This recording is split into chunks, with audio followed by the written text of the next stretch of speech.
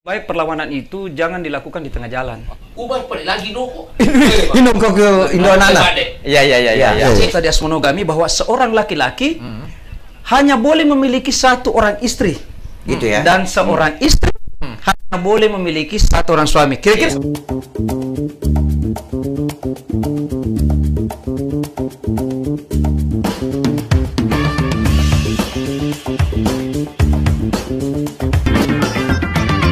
Soalnya kita kedatangan bintang malam ini sangat spesial. Spesial ya. Jadi nanti beliau sendiri yang perkenalkan dirinya. Iya. Ya, yang jelas. Meskipun Pasti sebenarnya beliau memang kalau- sudah terkenal, ada dua sosok Udah, terkenal yang hadir malam sudah ini. kenal orangnya kan. Iya betul. Sama kita di studio sekarang di Radio Mesra sudah hadir salah satu bintang tamu kita, salah seorang bintang tamu kita, seorang lawyer. Iya. Pasti Insa Mesra sudah kenal. Iya. Karena beliau Iya. sangat Sangat intens. familiar namanya ya. Familiar. Assalamualaikum Bang Guntur. Bang Guntur. Gagah sekali malam ini Bang ya. Iya, Iya. kebetulan tadi Luar biasa. ada acara yang Iya. Acara apa mengharuskan tuh? saya pakai seperti ini. Oh iya. Nah, berarti ada acara spesial nih. Ini bang. Iya. Ini, Bang. Oke. Baik, begitu langsung. Diletakkan sini, Bang. Di Ya, sorry. ya, sip. Oke. Ya, Oke. begitu langsung ada WA dari Bang Sahran Iya. bahwa pukul 8 dimulai, Iya. maka Oke. saya langsung Betul. ke sini. Iya. Disiplin sekali. Disiplin. Iya. Langsung responsif. Kan hukum kan? Mungkin bagusnya saya buka Iya. Ini jelas wajahnya. jelas. Ya. Oke. Wah ternyata Oke. masih muda ternyata. Asisten. Wih. Masih muda. Luar biasa ya. Luar biasa. Ada yang menarik nih kalau bersama Bang Guntur karena ada seorang Asisten. bidadari Iya. yang Oh, iya. setia menemani Setia, ya. ya. Asistennya Ya, ya. itu dia. Asisten. Kita merindukan hal-hal seperti itu ya. Betul. Kadang hidup ini. asisten itu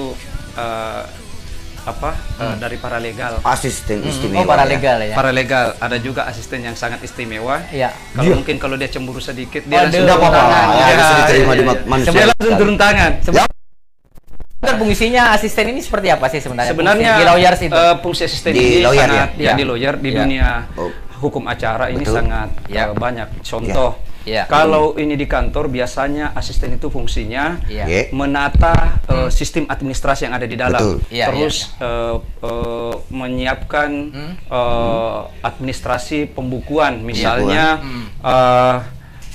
ada administrasi yang harus dilalui, misalnya ada tamu, siapa tamunya, orang Iya. dari mana, itu Iya. dia harus cekatan ya. mengambil KTP-nya, Betul. biodatanya dan sebagainya itu. Asisten itu juga biasa membuat beberapa surat kuasa. Dia sudah mampu Sungguh membuat luar Oh, biasa. surat berarti kuasa. harus mengetahui tentang hukum juga ya? Iya, dia harus paham dengan hukum. Iya. Tapi asisten di saya tidak mutlak harus orang hukum. Yang penting mengerti ya. Dia paham, dia biar tamatan SMA. Yang Ya. penting tupoksinya siap. tupoksinya mereka tahu. Iya, tupoksi mereka tahu bahwa ini tugas saya. Iya. Ada bahkan asisten saya kemarin. Iya. Tapi sayangnya memang asisten saya itu semua wanita, tidak ada laki-laki. Kenapa harus seperti itu? Karena Rata-rata sekretaris begitu ya, asisten. Iya. Ini asisten soalnya ya. Iya. ya, Pada jadi pandangan Bang di Guntur tempat seperti saya itu ada dua. Jadi ada yang pegawai biasa. Iya. Itu pegawai biasa Pegawai bisa biasa itu yang mana laki-laki. tuh? Yang Nah, seperti kalau apa? asisten rata-rata perempuan. Perempuan. Iya. Ya, di samping perempuan itu memang indah dilihat. Iya. Iya, iya. Itu ya untuk Filosofi menghadapi ini. orang ini. Iya. Ini Ya. kan rata-rata klien yang datang itu kan tidak semuanya Iya. dalam keadaan senyum yang datang. Kadang Betul. ada Iya. urusan yang Apa- sangat Benar bisa sekali, pidana, kalau bisa punya- perdata. betul Polemiknya sekali. terlalu keras. Dengan Iya. adanya asisten perempuan ini bisa mendinginkan suasana. Wah, Luar iya. biasa. Bisa Jadi mendingin. ada filosofinya Maka, ya. Iya.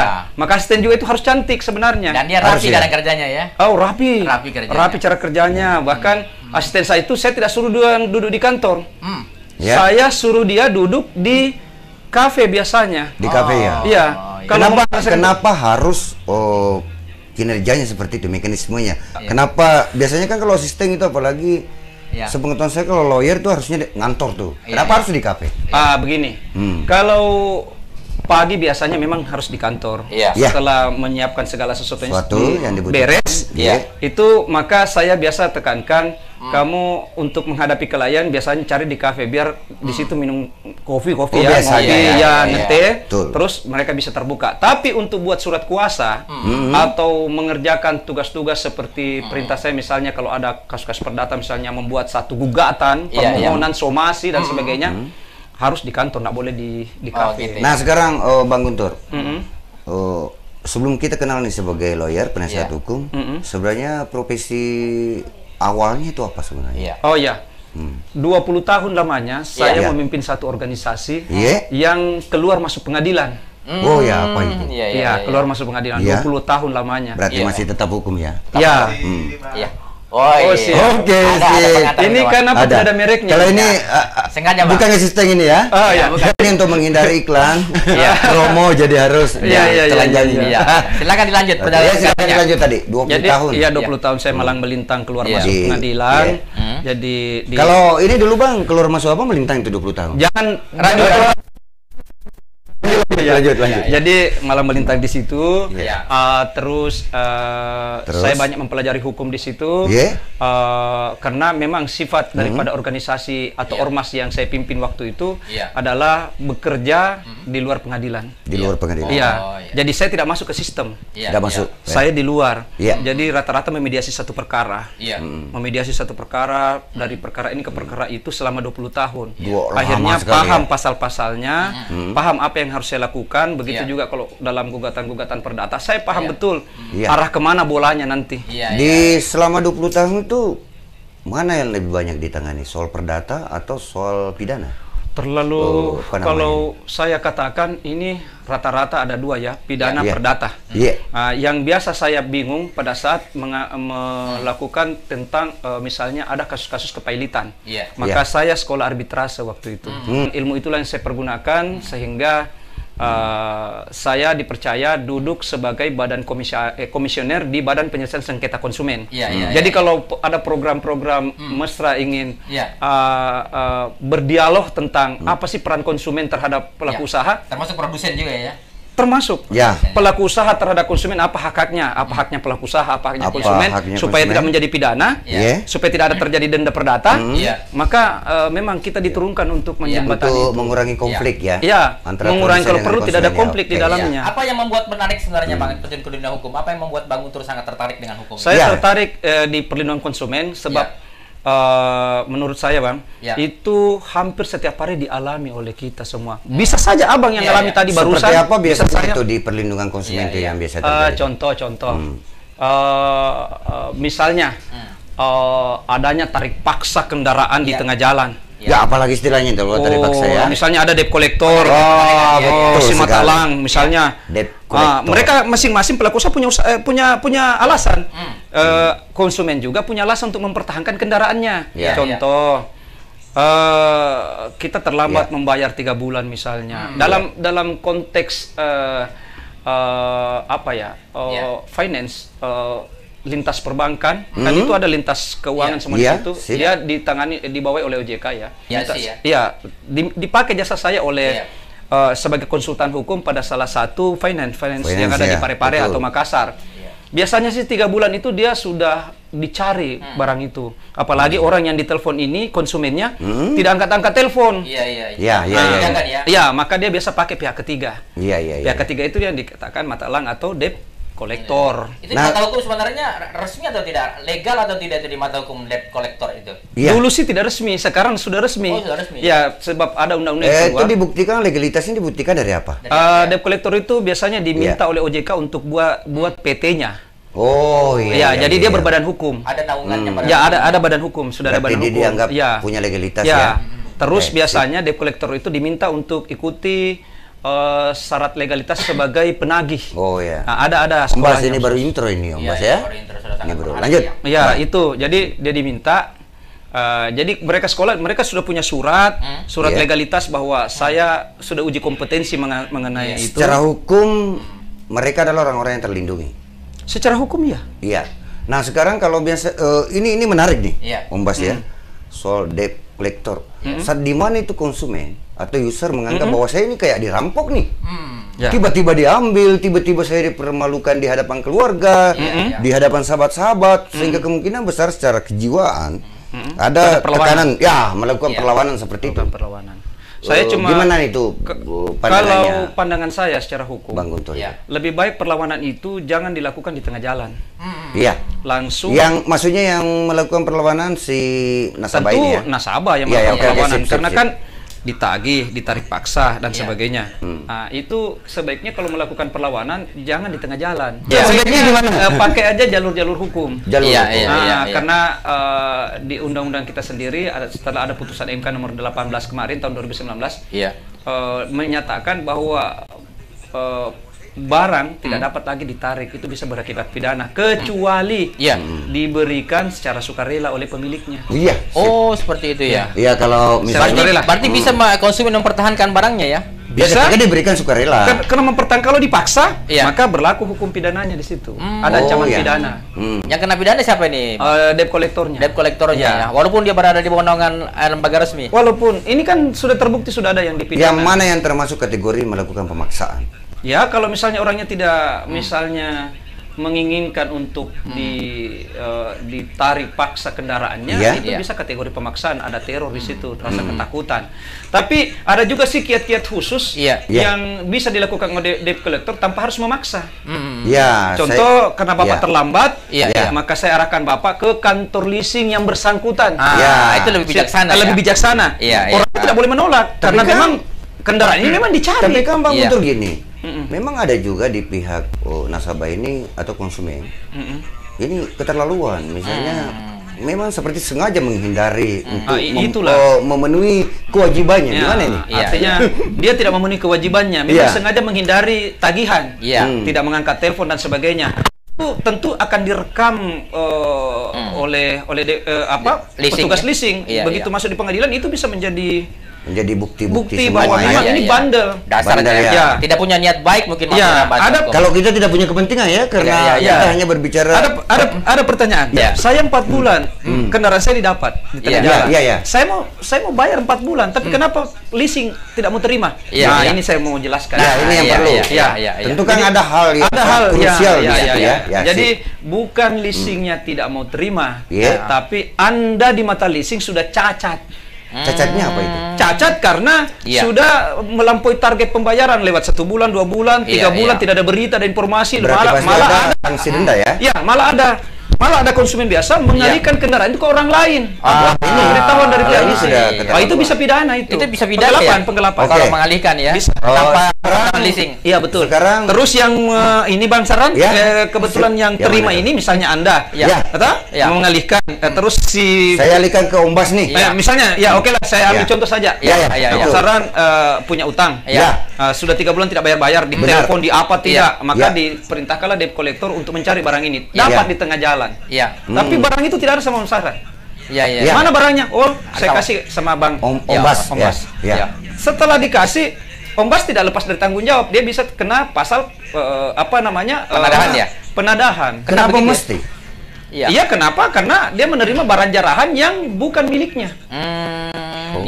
Secara hukum mungkin dana legalitas. Jadi memang agak perlu kita hati-hati ini kalau mau dibuka secara khusus ini panjang perdebatannya. Ya jangan dulu karena pasti. Ini kan nanti kalau Anda undang saya dengan ini enggak asik lagi. Jadi kalau saya gini aja.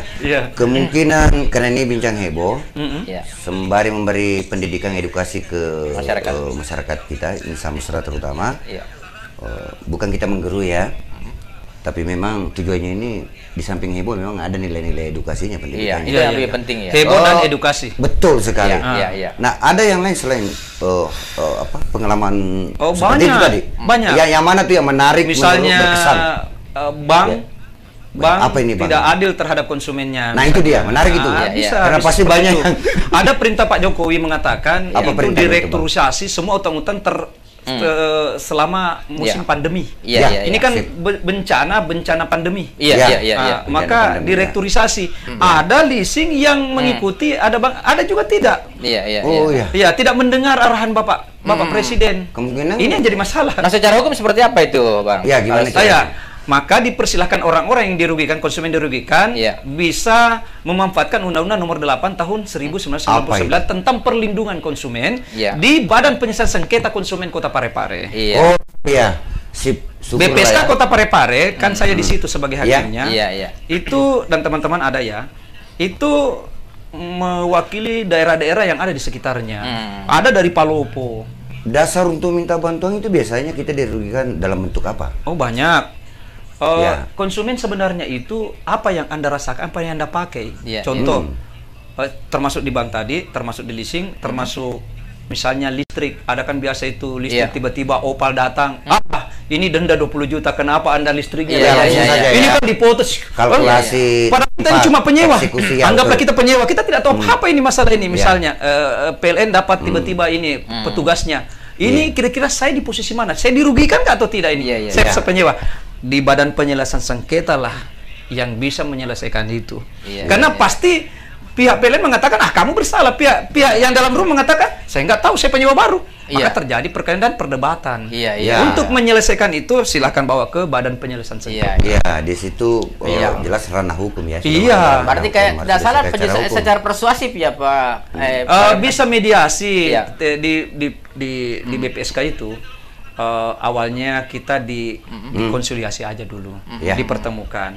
Kalau ternyata dari mimik wajah tidak ada kecocokan, ya dilakukanlah mediasi. Tapi kalau mediasinya tidak berhasil, maka dilakukan arbitrase. Di situ. Pengalaman pribadinya Bang Guntur nih lebih banyak dieksekusi di meja hijau atau itu tadi dikonsiliasi dulu, ada persuasif dulu. Dilakukan arbitrase kalau tidak ada kecocokan. Jadi kita lakukan sidang.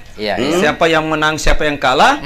Yang kalah bisa melakukan keberatan di pengadilan. Kalau tidak keberatan, maka berlaku eksekusinya. Kita bisa meminta bantuan pengadilan untuk melakukan, karena BPSK tidak bisa mengeksekusi, hanya pengadilan yang mampu mengeksekusi. Iya, benar. Nah, kalau pelaku usahanya tidak cepat-cepat keberatan, itu 14 hari masa tunggu. Nah, kalau 14 hari tidak dipergunakan masa keberatan itu, maka BPSK bisa mengeksekusi. Semasa COVID ini gimana Bang kalau dunia hukum pengadilan selama COVID memang ini? sih agak sepi, tapi juga banyak perkara-perkara yang masuk, utamanya narkoba. Ini marak sekali. Kita dari apa ya yang membuat kok tiba-tiba di saat pandemi hukum juga terdampak di sana? Terdampak. Iya, berarti kurang kasus dong. Kalau kita mau bahas sebetulnya masa pandemi, bagusnya memang ada dari unsur pemerintah dipanggil, saya dari unsur masyarakat. Ayo kita kupas apa yang terjadi percecokan di tengah jalan biasanya. Saya kemudian berpikir nih Bang Guntur, jangan-jangan pandemi ini ada juga sisi baiknya nih. Gara-gara pandemi kasus hukum kurang. Pandemi cuma satu yang diuntungkan. Ya apa itu? Radio siaran. Ini kan selama pandemi ini Bang banyak persoalan hukum ya. Sementara kemarin misalnya Menteri mengatakan bahwa tidak ada paksaan terhadap orang yang belum divaksin, tidak memiliki itu sertifikat untuk melakukan transaksi. Tapi ternyata fakta di bawah banyak teman-teman menginformasikan, termasuk Pak Udin, katanya tidak boleh naik pesawat kalau tidak ada. Bagaimana ini? Jadi fenomena ini sampai sekarang saya belum merasakan itu. Walaupun ada tokoh masyarakat yang mengatakan seperti itu. Kalau kita dunia hukum harus rasakan sendiri, bukan informasi. Betul. Sepihak. Bukan asumsi. Saya melihat dengan atau mendengar sendiri banyaknya informasi-informasi tentang pemerintah, wali kota ini, bupati ini melarang itu, administrasinya diperketat, dipersulit dan sebagainya. Saya belum berpikir sampai ke situ, karena saya sendiri belum merasakan. Jangan sampai ini hoax. Betulnya kita terbawa arus. Ini harus ada sosialisasi dari pemerintah daerah sendiri. Untuk ada yang membuat menarik nih. Masyarakatnya tenang, rakyatnya tenang. Oh siap. Ada yang menarik Bang Guntur ya, selama pandemi kan tadi statistik kasus hukum itu menurun. Nah sekarang biasanya yang muncul di masa pandemi ini kasus di mata seorang lawyer itu apa yang paling banyak terjadi? Perceraian. Perselingkuhan. Perceraian ya. Perceraian. Ini menarik dulu. Kita nanti ke perceraian dulu. Ini kan nanti kan di perselingkuhan ini kan tema utama kita ya. Ya, jadi tema utama kita. Kita sudah mulai mau ke sana ya. Ya, arah ke sana bisa kita kupas tema kita di sana. Ini dulu karena. Tapi yang intinya bahwa itu yang paling banyak. Karena kenapa? Ekonomi menurun. Kita tidak bisa memaksakan perempuan untuk meninggalkan pasangannya. Biasanya kalau terjadi kasus perceraian di masa pandemi yang lebih banyak menonjol. Yang banyak ingin menggunakan jasa lawyer itu yang mana? Yang laki-laki atau yang laki dan perempuan rata-rata yang meminta cerai, ada juga yang yang paling banyak meminta pisah. Yang menggugat, yang menggugat. Kalau itu menggugat sampai 70%. Terus yang isbat nikah meminta karena dia nikah siri minta kepengen ada buku nikahnya, minta isbat supaya ada pengakuan, itu sekitar 10-20%. 10% lah paling sedikit. Ada juga ya. Iya, ada tapi tidak. Tapi yang paling banyak malah yang ada buku nikahnya mau. Ya, sejauh begini saya tanya, rata-rata kalian saya tanya, kenapa terjadi perceraian? Rata-rata mengatakan saya tidak tahan mertua ikut campur dulu tidak. Ini kenapa begitu? Karena si suami tidak lagi bisa menafkahi, kurang pemasukan. Kebanyakan soal ekonomi. Faktor ekonomi. Nomor satu ekonomi. Ekonomi yang paling banyak. Faktor ekonomi. Faktor ekonomi melemah terjadi perselingkuhan. Biasanya begitu. Iya. Karena logika ini logika seorang banyak om-om senang di luar sana yang berduit untuk membiayai orang-orang yang butuh duit, butuh belayan. Belayan itu ada dua, kasih sayang dengan kasih uang. Iya. Dia baca ini soal jenis belayan. Jadi yang di kami ini mana di antara dua yang paling tajam itu? Yang paling hot. Banyak sebetulnya kemungkinan. Belayan. Orang yang rata-rata di masa pandemi ini merasa kurang kasih sayang, dia banyak curhat melalui sosial media. Ingat ya, pemakai handphone di Indonesia itu mencapai 70%, 30% di pelosok desa. Pelosok desa pun biasa memakai. Di Pare-Pare siapa yang tidak pakai handphone? Iya. Rata-rata pakai handphone. Si miskin pun pakai handphone. Lalu kalau dia sedikit bertengkar, datanglah si penggoda. Kenapa Ki? Apa dan sebagainya. Dibalas, dikasih begini Kak, dikasih begitu Kak. Bisa dia curhat pada orang yang tidak tepat. Jadi akses jadinya. Katakan Android ini berhala hidup. Berhala hidup. Dari mana bisa memastikan seperti itu? Main game, sudah waktu sholat. Kita tetap main game. Domino. Sip, lanjut. Apalagi? Berarti ada masuk sedikit materinya Bang Diki. Berhala hidup. Televisi, radio di zaman Brahma Kumbara. Itu berhala hidup. Brahma Kumbara. Karena orang sudah televisi di zaman Yoko. Berhala hidup. Di zaman perang Korea, pemain-pemain Korea berhala hidup. Drakor. Handphone zamannya Facebook kan, zamannya ini sudah waktu azan memanggil, kita masih asik. Ini berhala hidup. Itu baru satu contoh ya, belum yang lain. Tapi kan begini, kita harus berimbang atau seimbangkan pemikiran kita terhadap produk teknologi. Kan pasti juga sisi baiknya banyak dong. Banyak, tapi tinggal kita. Ini lebih dibutuhkan sosialisasi. Tidak ada sosialisasi itu karena anggaran dari pemerintah besar. Sosialisasi diri. Kita mensosialisasi pasti kan kalau Bang Guntur menghadapi di masa pandemi tadi ini tingkat yang paling tinggi itu adalah kasus perceraian. Selain alasan faktor ekonomi, biasanya faktor apa lagi yang memicu perceraian di saat pandemi ini? Banyak. Karena itu tadi faktor ekonomi, KDRT juga banyak. KDRT. Jadi kekerasan itu banyak. Karena kekerasan, alasan kekerasan banyak lagi.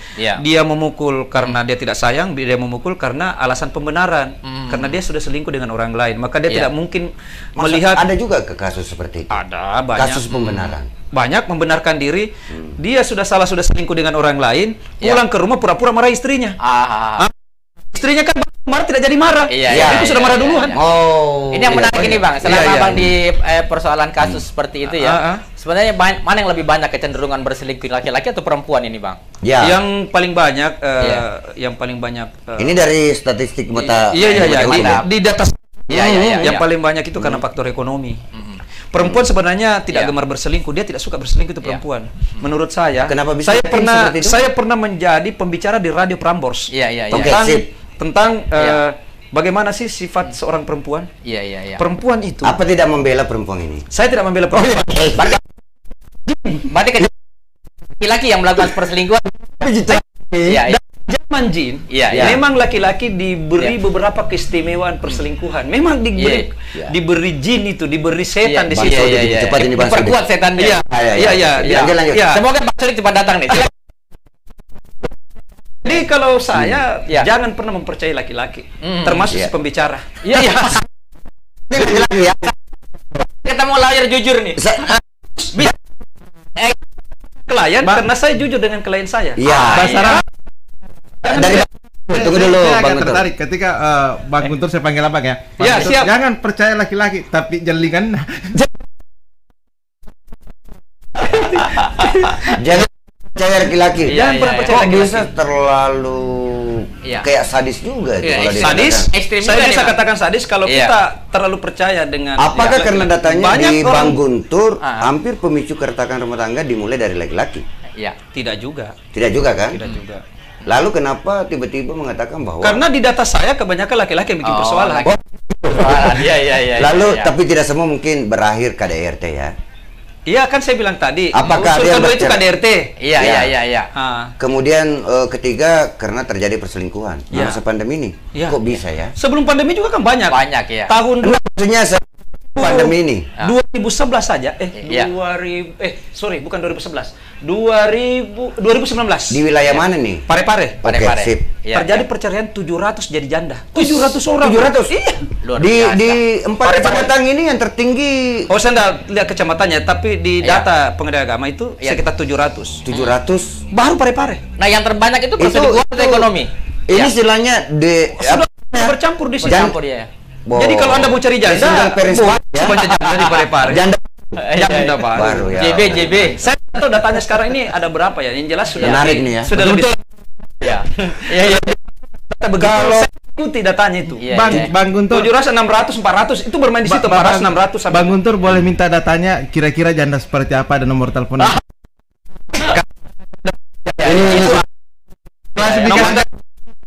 Ya, niatnya cuman kita sebagai pengacara kan harus profesional. Dia mau cantik, dia mau jelek, tidak pengacara tidak wajib untuk jatuh cinta. Betul. Yang sama ya. Ini kejujurannya benar nih ya. Benar sekali. Benar ya. Iya, karena asisten saya kan juga perempuan, dia pasti selalu memantau bahwa ternyata lawyernya yang dia banggakan selama ini ternyata dia suka selingkuhi misalnya janda-janda baru. Ini tidak terbukti. Memang iya, tetap profesional di sini. Berarti pengakuan kejujurannya ya oke. Demikian Tuhan memberi kita pintu nafkah ya. Iya. Karena kemungkinan kalau kita jadi lawyer ini kayaknya mungkin kita tidak tahan di area itu ya. Makanya saya biasa membenarkan di Undang-Undang nomor 1 tahun 74 tentang perkawinan di pasal 3 ayat 2. Bahwa pengadilan membuka peluang kepada laki-laki untuk beristri lebih dari 4. Siap. Saya yang membuat undang-undang itu masuk surga. Kita tahan dulu.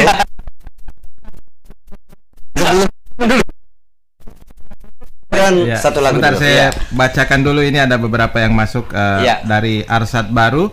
Mantap, salam sama narasumber. Kemudian ada Pak Solihin di Batu Licin menonton. Iya, Batu Licin ini. Ada juga ini yang andalan kita Ambologo. Oh iya. Salam. Tidak mengejar janda.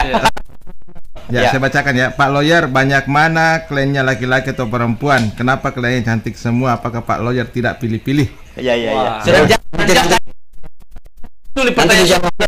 ada lagi satu pertanyaan dulu ya. Bukan laki-laki kalau satu di pacarnya. Itu pertanyaan kedua. Bukan laki-laki kalau tidak banyak pacarnya. Pak Solihin. Iya, kita break dulu nih. Iya. Oke.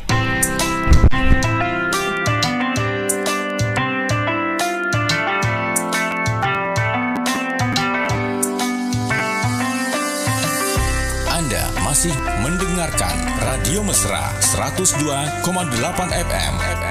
Radio Mesra, mesranya musik dan informasi. Kalau ketawa itu iya. Langsung Kak bilang ada lagi. Ada memang kayaknya Bang Guntur ini. Tadi ada pertanyaannya kan seperti itu. Terus kemudian Pak Solihin bilang, bukanlah lawyer kalau tidak punya pacar. Ambologo menimpali. Saya sepakat dengan Pak Solihin. Ambologo ini. Ada lagi pantun. Ada lagi komentar yang masuk dari Umar Dupa. Ternyata banyak juga janda pandemi coronavirus 19. Menarik ini ya. Ya, silakan lanjutkan. Nah, ini kita mau tanya. Oke, kita sapa dulu. Kita langsung ke Bang Guntur kembali nih. Ini kan Indonesia ini kan dulu, kita sapa dulu senior kita Ambologo. Oh iya, Ambologo. Ambologo ini kayaknya menzolimi malah menzolimi ini. Iya, Pak Solihin juga begitu. Pak Solihin ya. Nah, teman-teman Insa Mesra di mana saja berada harus Bang Guntur tahu bahwa sebenarnya kita dilihat orang sedunia nih ya. Iya. Dari kutub utara, kutub selatan, kutub atas, kutub bawah, semua. 4 Makanya kalau pelaku saya tidak melihat kita cuma kutub beruang. Iya. Beruang kutub. Beruang kutub itu. Iya. Oke, menarik nih. Tadi terakhir apa itu? Saya saking menariknya. Soalnya saya terpaku di pertanyaan tadi dari itu mau dijawab itu atau langsung dijawab? Dulu dijawab. Oke. Iya. Yang mana itu? Jangan menzolimi ya. Dari banyak mana klien laki-laki atau perempuan? Kenapa klien cantik semua? Apakah Pak Lawyer tidak pilih-pilih? Tidak pilih. Kenapa mesti? Yang menarik yang mana yang banyak ditangani? Kenapa enggak? Sepertinya ini udah nuduh memang ya. Kenapa semua yang cantik-cantik perginya ke lawyer? Iya. Iya kan? Kan gitu. Ada di sini juga saya meluruskan ya. Ya. Terkait pertanyaan apa itu. Jangan-jangan ada persyaratannya Bang Guntur nih? Tidak cantik jangan ke saya. Tidak ada juga. Cuma saya tidak tahu kenapa jodohnya cantik-cantik semua yang datang. Iya. Tapi begini. Itu bagian dari berkah hidup ya. Ada yang saya dengar selentingan di luar. Tapi itulah kita di Parepare itu kan sedikit gesekannya itu politiknya terlalu tinggi. Iya. Iya, gesekannya sedikit tapi politiknya terlalu. Memang tradisinya lah seperti itu. Tapi saya berharap mudah-mudahan sesama profesi siapapun dia, profesimu apapun itu, ayo kita saling membangun, kita bangun Parepare, kita membangun sinergitas. Jangan kita saling menjatuhkan. Betul. Karena saya paling anti menjatuhkan orang lain. Nah, jadi begini. Biasanya di sisi mana tuh saling menjatuhkan? Kok bisa? Kenapa bisa? Ini cuman saya dengar, belum tentu benar ya. Baru dengar ya. Baru makanya saya selalu mengatakan menghimbau jangan, kita harus bersinergi. Ini Parepare ini mau diapakan sebenarnya? Benar sekali. Ya, Parepare ini butuh masukan sebenarnya. Bahasa pasarnya saling makdacung. Saling makdacung. Saya pernah dengar Pak Topan Pawi mengatakan seperti ini kepada saya. Saya butuh pemikir dan saya butuh jangan mengkritik saya, tapi kalau mengkritik beri saya solusi. Itu dia memang. Itu bagus. Kita memberi solusi. Tapi pertanyaannya, apakah beliau mau menerima solusi? Kan begitu lagi pertanyaan baliknya. Masalahnya ya. Jangan solusi yang kita tawarkan tidak seirama dengan pemikiran beliau ya. Iya, tapi biasanya beliau kan orang cerdas. Seorang dokter hukum. Dari sisi mananya berani mengatakan? Ya, saya berani katakan Pak TP itu orang cerdas. Kita kembali lagi ke personnya. Iya. Apakah karena sama-sama sarjana hukum nih? Bukan, dia kebetulan beliau tetangga saya dulu. Gitu ya? Ya, saya tidak boleh melupakan sejarah. Satu tetangga saya. Satu kampung. Bukan satu kampung lagi. Kampung pisang. Iya. Tapi biasanya orang hukum begini ya.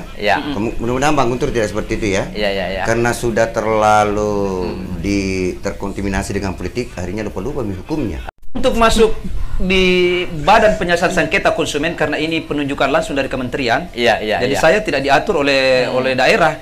Saya diatur oleh menteri. Independennya kayak menteri langsung dari kementerian. Jadi Kementerian Perdagangan. Itu syaratnya tidak boleh berpolitik selama 5 tahun berturut-turut. Selama menjabat. Iya, berarti saya bebas dari politik. Iya, bebas. Tidak pernah. Saking bebasnya lanjut dengan yang tadi itu. Ini masalah Pak TP ya. Nah, itu di samping saya tetanggaan, beliau memang kan kita lihat secara mau suka atau tidak suka dengan Pak TP, beliau itu pengumpul penghargaan terbanyak. Dan itu dibuktikan penghargaan itu pembangunannya juga di mana-mana. Bukan karena saya cinta atau apa, suka atau tidak suka. Jangan pernah membenci pemerintah, sebab kita berdosa. Kita berdosa. Kalau memang tidak suka dengan pemerintah, lebih baik diam saja. Ini menarik. Saya mau tanya dulu Bang Guntur. Tadi yang pertama belum diselesaikan tuh, yang pertanyaan tadi. Pertanyaan itu. Kliennya laki-laki dengan perempuan banyak mana tuh? Ya seimbang sih, ada laki-laki, ada perempuan. Ya seimbang. Cuma banyak yang bilang katanya saya lawyer termahal di Parepare. Oh gitu ya? Iya. Karena kok bisa orang beri fitnah seperti itu? Ada asumsinya seperti itu. Iya, dia katanya saya lawyer tertinggi. Iya, karena bayarannya mahal. Iya, karena katanya saya sudah menangani artis, saya sudah menangani tokoh politik nasional. Saya ada 2-3 artis yang saya tangani dan sebagainya. Saya katakan yang namanya pembayaran begitu itu tergantung dari situasi kantong pencari jasa keadilan. Benar sekali ya. Karena sebenarnya kita itu lebih ke arah pro bono. Pro bono itu lebih bersosial, lebih memberi sosial, memberikan orang bantuan hukum tanpa dibayar. Ada sisi kemanusiaan di situ. Sangat banyak, 80% sisi kemanusiaan. Iya. Jangan dikira bahwa ada kantor maka harus berbayar. Enggak. Di situ sekarang saya mau tanya nih Bang Guntur, pernah tidak menangani sebuah kasus malah seorang lawyer ini dituntut balik? Oh, nggak pernah. Nggak pernah ya? Iya. Lawyer sendiri dalam pengadilan itu punya kekebalan hukum. Apa kiatnya tuh sehingga Kalau dituntut, yang pernah saya baca di Google, itu karena membohongi kliennya. Biasa sih seperti itu. Biasa terjadi itu Ya, ya? misalnya, ini misalnya, seorang lawyer sudah bersepakat untuk ini, tapi ternyata pembayaran itu, ternyata dia tidak melakukan fungsinya sebagai lawyer. Nah, itu bisa saja dituntut. Nah, itu tadi yang menarik adalah kantong mencari keadilan ya? Nah, ini kan semua lawyer saya lihat beda-beda masang tarifnya. Ini sebenarnya seperti apa sih? Apakah ada dasar tertentu misalnya? Kan ini menjadi polemik juga di masyarakat. Takut mengambil pengacara, katanya mahal. Mahal ya. Katanya mahal. Menambah beban ya. Menambah beban. Untuk kosnya, mereka. Kosnya. Tapi sebenarnya dengan adanya pengacara, beban hukummu itu bisa lebih ringan. Itu satu. Kedua, tergantung negosiasimu. Biasanya pengacara mahal atau bisa kita katakan dia elit, pembayarannya itu karena tergantung kasusnya, tingkat kasusnya. Ya, kalau cuman perkara-perkara biasa seperti perkara-perkara cerai itu biasa, saya dianggap saya enggak beracara kalau itu. Saya kasih saja anggota saya. Nah, ini Bang menarik Bang untuk buat pendengar kita juga nih. Ada enggak cara-cara tips buat masyarakat kita untuk melihat bahwa ini pengacara yang bagus saya ambil untuk mendampingi kasus saya? Ada tidak tips melihat bahwa pastikan ini pengacara yang profesional, ini kurang seperti itu? Pastikan Bang gini ya namanya hukum ya. Kalau orang berurusan hukum kan cuma minta kepastian dan pasti juga ini kepastian yang lain adalah kepastian hukumnya itu kepastian kemenangnya dia bahasa ini. Kepastian yang lain adalah bahwa ketika saya berurusan dengan lawyer ini, penasihat hukum ini tidak terlalu menguras pundi-pundi keuangan saya. Gimana itu? Ada dua pertanyaan muncul, tidak menguras pundi-pundi keuangan saya dan ada mengatakan lawyer memastikan menang. Iya, benar. Ya, itu dia. Kepastian hukumnya kan? Ya, sip. Lawyer itu tidak boleh menjanjikan kemenangan kepada tidak boleh ya? klien. Iya, itu sangat berbahaya. Dan itu dilarang oleh undang-undang. Berarti ciri-cirinya ketika ada lawyer memberikan janji kemenangan bisa dikatakan ini belum profesional. Tinggalkan itu ya. Nah, ini tips ya buat tinggalkan. Jadi ini tips buat teman-temannya, ini tips ya. Kalau ada lawyer yang menjanjikan kemenangan, ambil langkah 1000 dan tinggalkan lawyer itu. Iya, mantap. Ini nasihat ya, himbauan ini ya. Betul. Masih ada yang lain. Karena boleh jadi itu adalah jebakan ya. Bukan jebakan ya, kurang profesional. Tapi tidak ada yang bisa memastikan bahwa dalam prosesnya bola ini jatuhnya seperti ini. Betul. Tidak ada yang bisa memastikan. Tergantung alat buktimu. Iya. Apakah tergantung juga kasusnya apa? Apakah keperdataan atau pidana? Tidak ada yang bisa memastikan itu. Tapi itu kan semacam kata-kata ada jaminan kemenangan. Ketika berkasus hukum itu kan seperti iming-iming. Bisa saja mungkin Anda kemungkinan memberi motivasi kepada kliennya target 90% kemenangan. Kalau misalnya kasus perdata ada sawah yang saya tangani di Sidrap, itu dia orang yang dilawan sudah menguasai sawahnya itu sudah 9 tahun. Ayahnya meninggal yang punya ini, tapi yang meninggal ini sawah yang dikelola orang ini cuma mempunyai alat bukti semacam PBB saja. Terus anak satu-satu perempuan itu meninggal ayahnya, lalu dia korek semua berkasnya, si empunya tanah ini, dia korek berkasnya, dia bilang loh, tanah yang Anda kelola itu tanah saya, tapi tidak diberikan, dikelola 9 tahun, akhirnya dia lapor ke saya. Setelah jangan menjadi kemenangan, tapi saya katakan 90% kemenangan, pasti kau ambil sawahmu. Dan terbukti memang saya ambil. Karena sangat lemah bukti hukumnya. Buktinya sangat lemah. Dia selalu katakan dengan kepala desanya bahwa saya punya bukti PBB dan saya itu orang tua pernah menjual ke saya, cuma buktinya hilang. Tapi itu ada saksi, saya bilang kumpulkan saksimu satu kampung. Sawahmu pasti saya ambil. Karena memang alas haknya ada sama ini. Maka melaporlah ini, dipetunkanlah ini. Kami menang di petun, sampai di kasasi ingkrah. Sampai bukan di kasasi, di PK-nya ingkrah. Saya menang. Lalu soal itu belum mau diberikan. Belum mau diberikan. Karena saya minta dieksekusi. Bersikeras memberikan. Klien saya ini kehabisan dana. Saya bilang kau garap sawah, mumpung ini hari musim hujan ini bulan. Dia garap, didatangi oleh ini. polisi datang. Siapa yang ganggu kamu? Laporkan dia penyerobotan, pengerusakan atau teror. Iya. Terbukti, iya. Dan kami laporkan ke kepolisian. Iya. Dan itu ditangani oleh polisi secara profesional.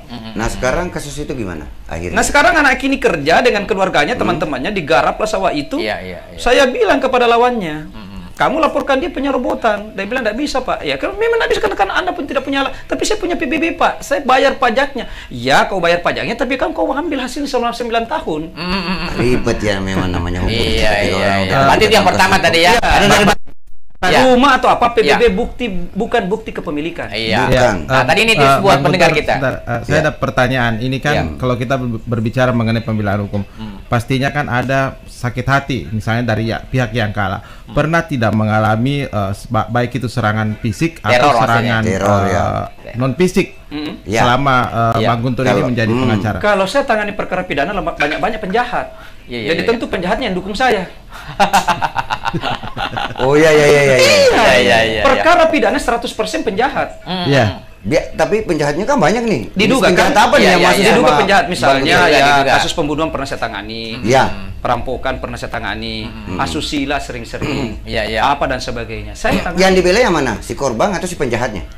Penjahatnya saya tangani. Penjahatnya ya. Ingat ya. Tapi kan kalau begitu, contoh lah, misalnya penjahatnya yang dibela nih. Apakah seperti kata Bang Dimas tidak pernah diteror dari pihak keluarga korban? Yang tergugat. Enggak juga seperti itu.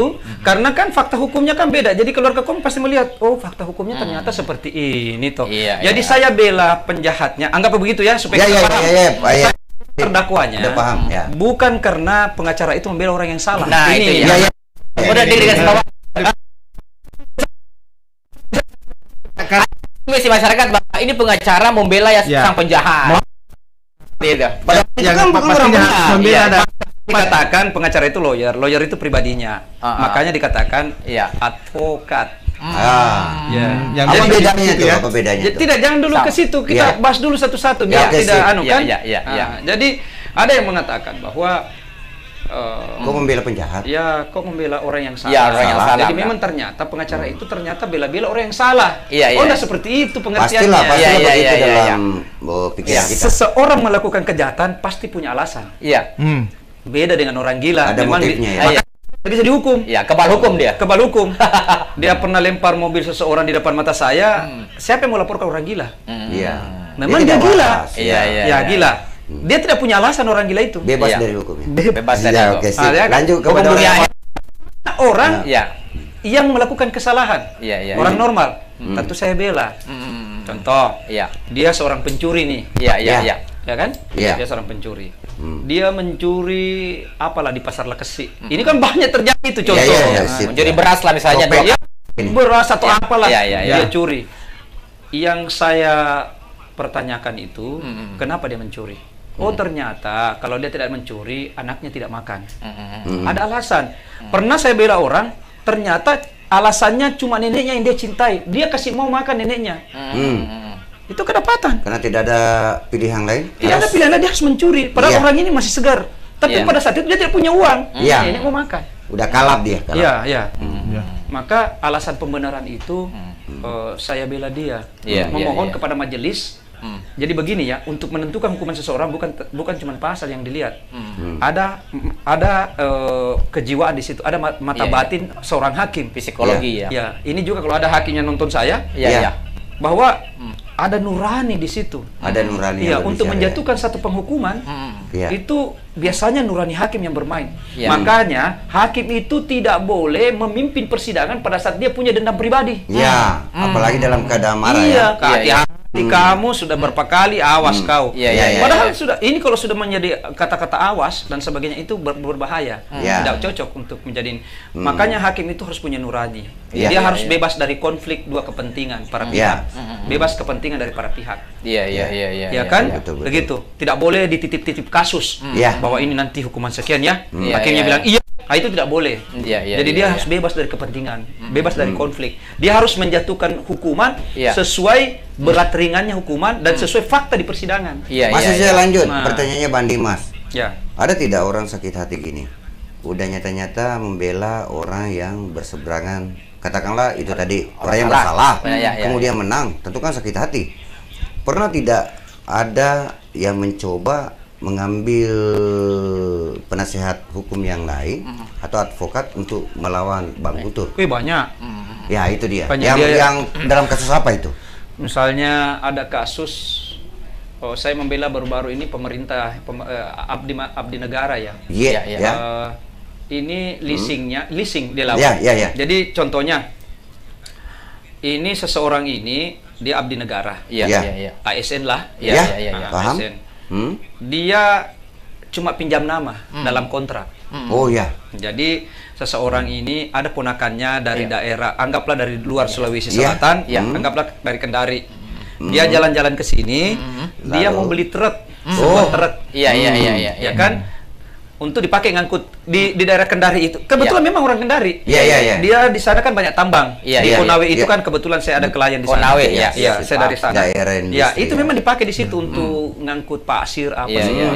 Makanya dia jalan-jalan di sekitar bilangan Jalan Jenderal Sudirman, ada penjual mobil, dapatlah mobil truk itu. Dihubungilah pihak leasingnya. Dari pihak penjual mobil ini, showroom, menghubungi leasing yang dia mau. Ini ada yang mau beli mobil. Dipertemukanlah mereka. Tapi terkendala administrasi karena KTP-nya KTP Kendari. Untuk mengambil itu harus KTP Parepare. Contoh ini. Parepare. Lalu ditanyalah pihak yang mau membeli ini, kamu ada keluarga nggak sih? Ada. Kebetulan ada pegawai yang mau pensiun, sudah tua, pensiun, ibu-ibu. Mintalah dia KTP-nya dipakai, ibu tidak tahu apa-apa. Gitu. Benar. Nah, terbitlah potong cerita. Sudah mobil ini dibawa ke Kendari. Beralih, Bulan pertama lancar, bulan kedua lancar, bulan ketiga, bulan ke-7 tidak lancar, bulan ke-8 dan seterusnya. Sampai dicarilah mobil itu, ditanyalah kenapa, bilang hilang mobil Pak. Di charter orang, mobilnya hilang. Pergi, mana KTP-nya ini? Setelah dicari KTP si pengontrak, si rental mobil ini. Ternyata orang Parepare.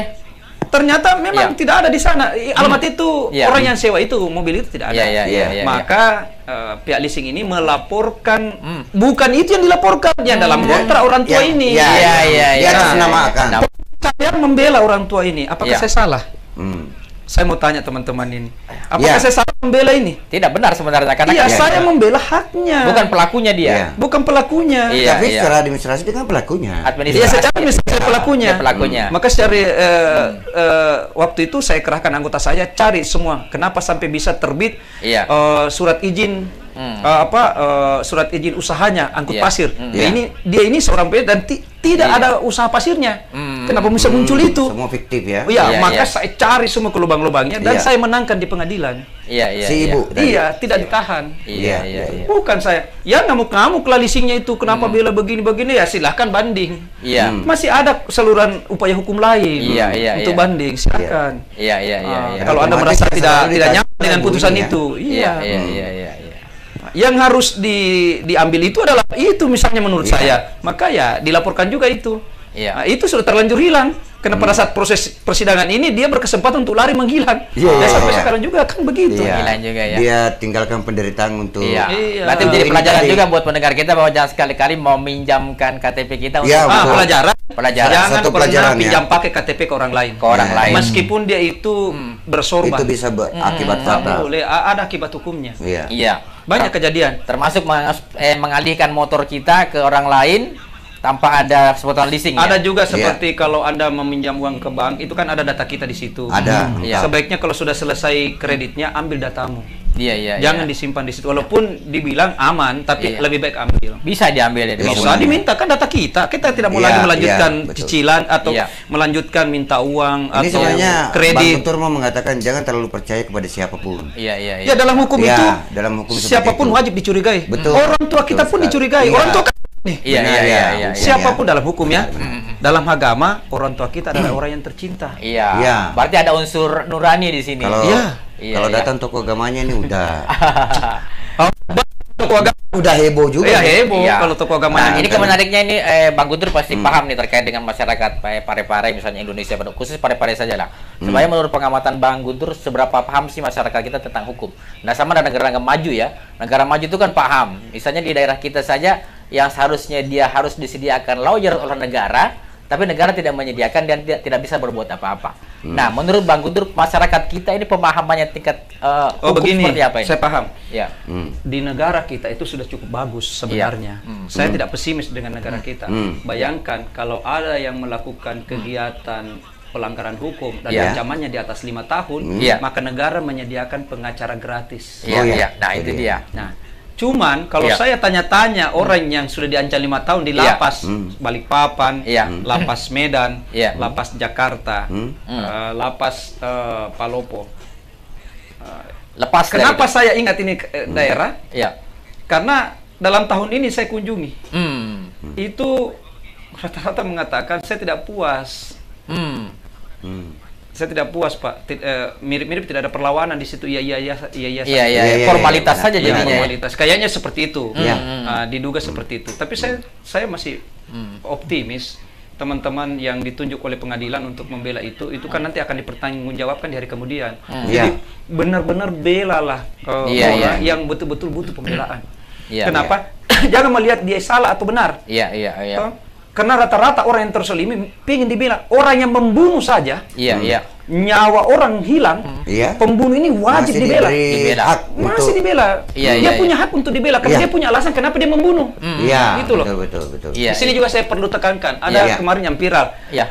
Satpam tangkap pencuri membunuh, malah satpamnya masuk penjara. Benar. Ini kan begitu. Harusnya kalau ada viral-viral begitu, radio tercinta Radio Mesra ini di 102,8 itu bisa memanggil kita. Yo, ini ada yang viral, ayo kita bongkar di sini. Karena masyarakat itu kan rata-rata mau tahu apa sih tentang perselingkuhan pramugari. Kira-kira nanti akan siapa? Pramugara siapa yang salah? Terus masih ada waktu nih. Tidak, contoh ini contoh. Ada. Kan seperti itu. Jadi itu kan pernah bisa saja waktu saya tanya kenapa sampai begitu. Oh, jangan salah paham. Memang tidak dijelaskan. Pada saat itu memang si pencurinya sudah minta ampun, dia sudah dalam keadaan tidak ini. Tapi karena dipukul berkali-kali, akhirnya itu ada saksi. Bang Guntur. Dia tidak melawan lagi. Saya mulai udah ngeri nih kalau kasus ke arah itu ya. Pembunuhan di Kolindong ini. Ini ada yang menarik nih Bang Guntur nih ya. Gimana? Jangan-jangan membahas juga sudah tahu nih. Apa itu? Ini soal. Saya penasaran ini. Soal. Tidak menzolimi. Kok hukum ada hukum terbaru, produk hukum terbaru lahir. Tiba-tiba ini seorang suami bisa dianggap menggagahi dalam bahasa halusnya. Dalam bahasa kita langsung memperkosa istrinya. Dan itu adalah istri sah. Sementara yang memperkosa itu adalah suami sah. Kok hukumnya ini adil tidak ini? Bukan perkosaannya yang enggak, kenapa bisa dianggap apa di situ? Pidana atau tidak. Mungkin saja seperti apa itu? Coba jelaskan. Membuat perasaan tidak enak. Perasaan tidak enak nih? Karena ada pemaksaan di situ. Ada pasal tidak yang ada dan dilaporkan? Bisa saja. Katakanlah kan hukum memperhalus bahasa itu.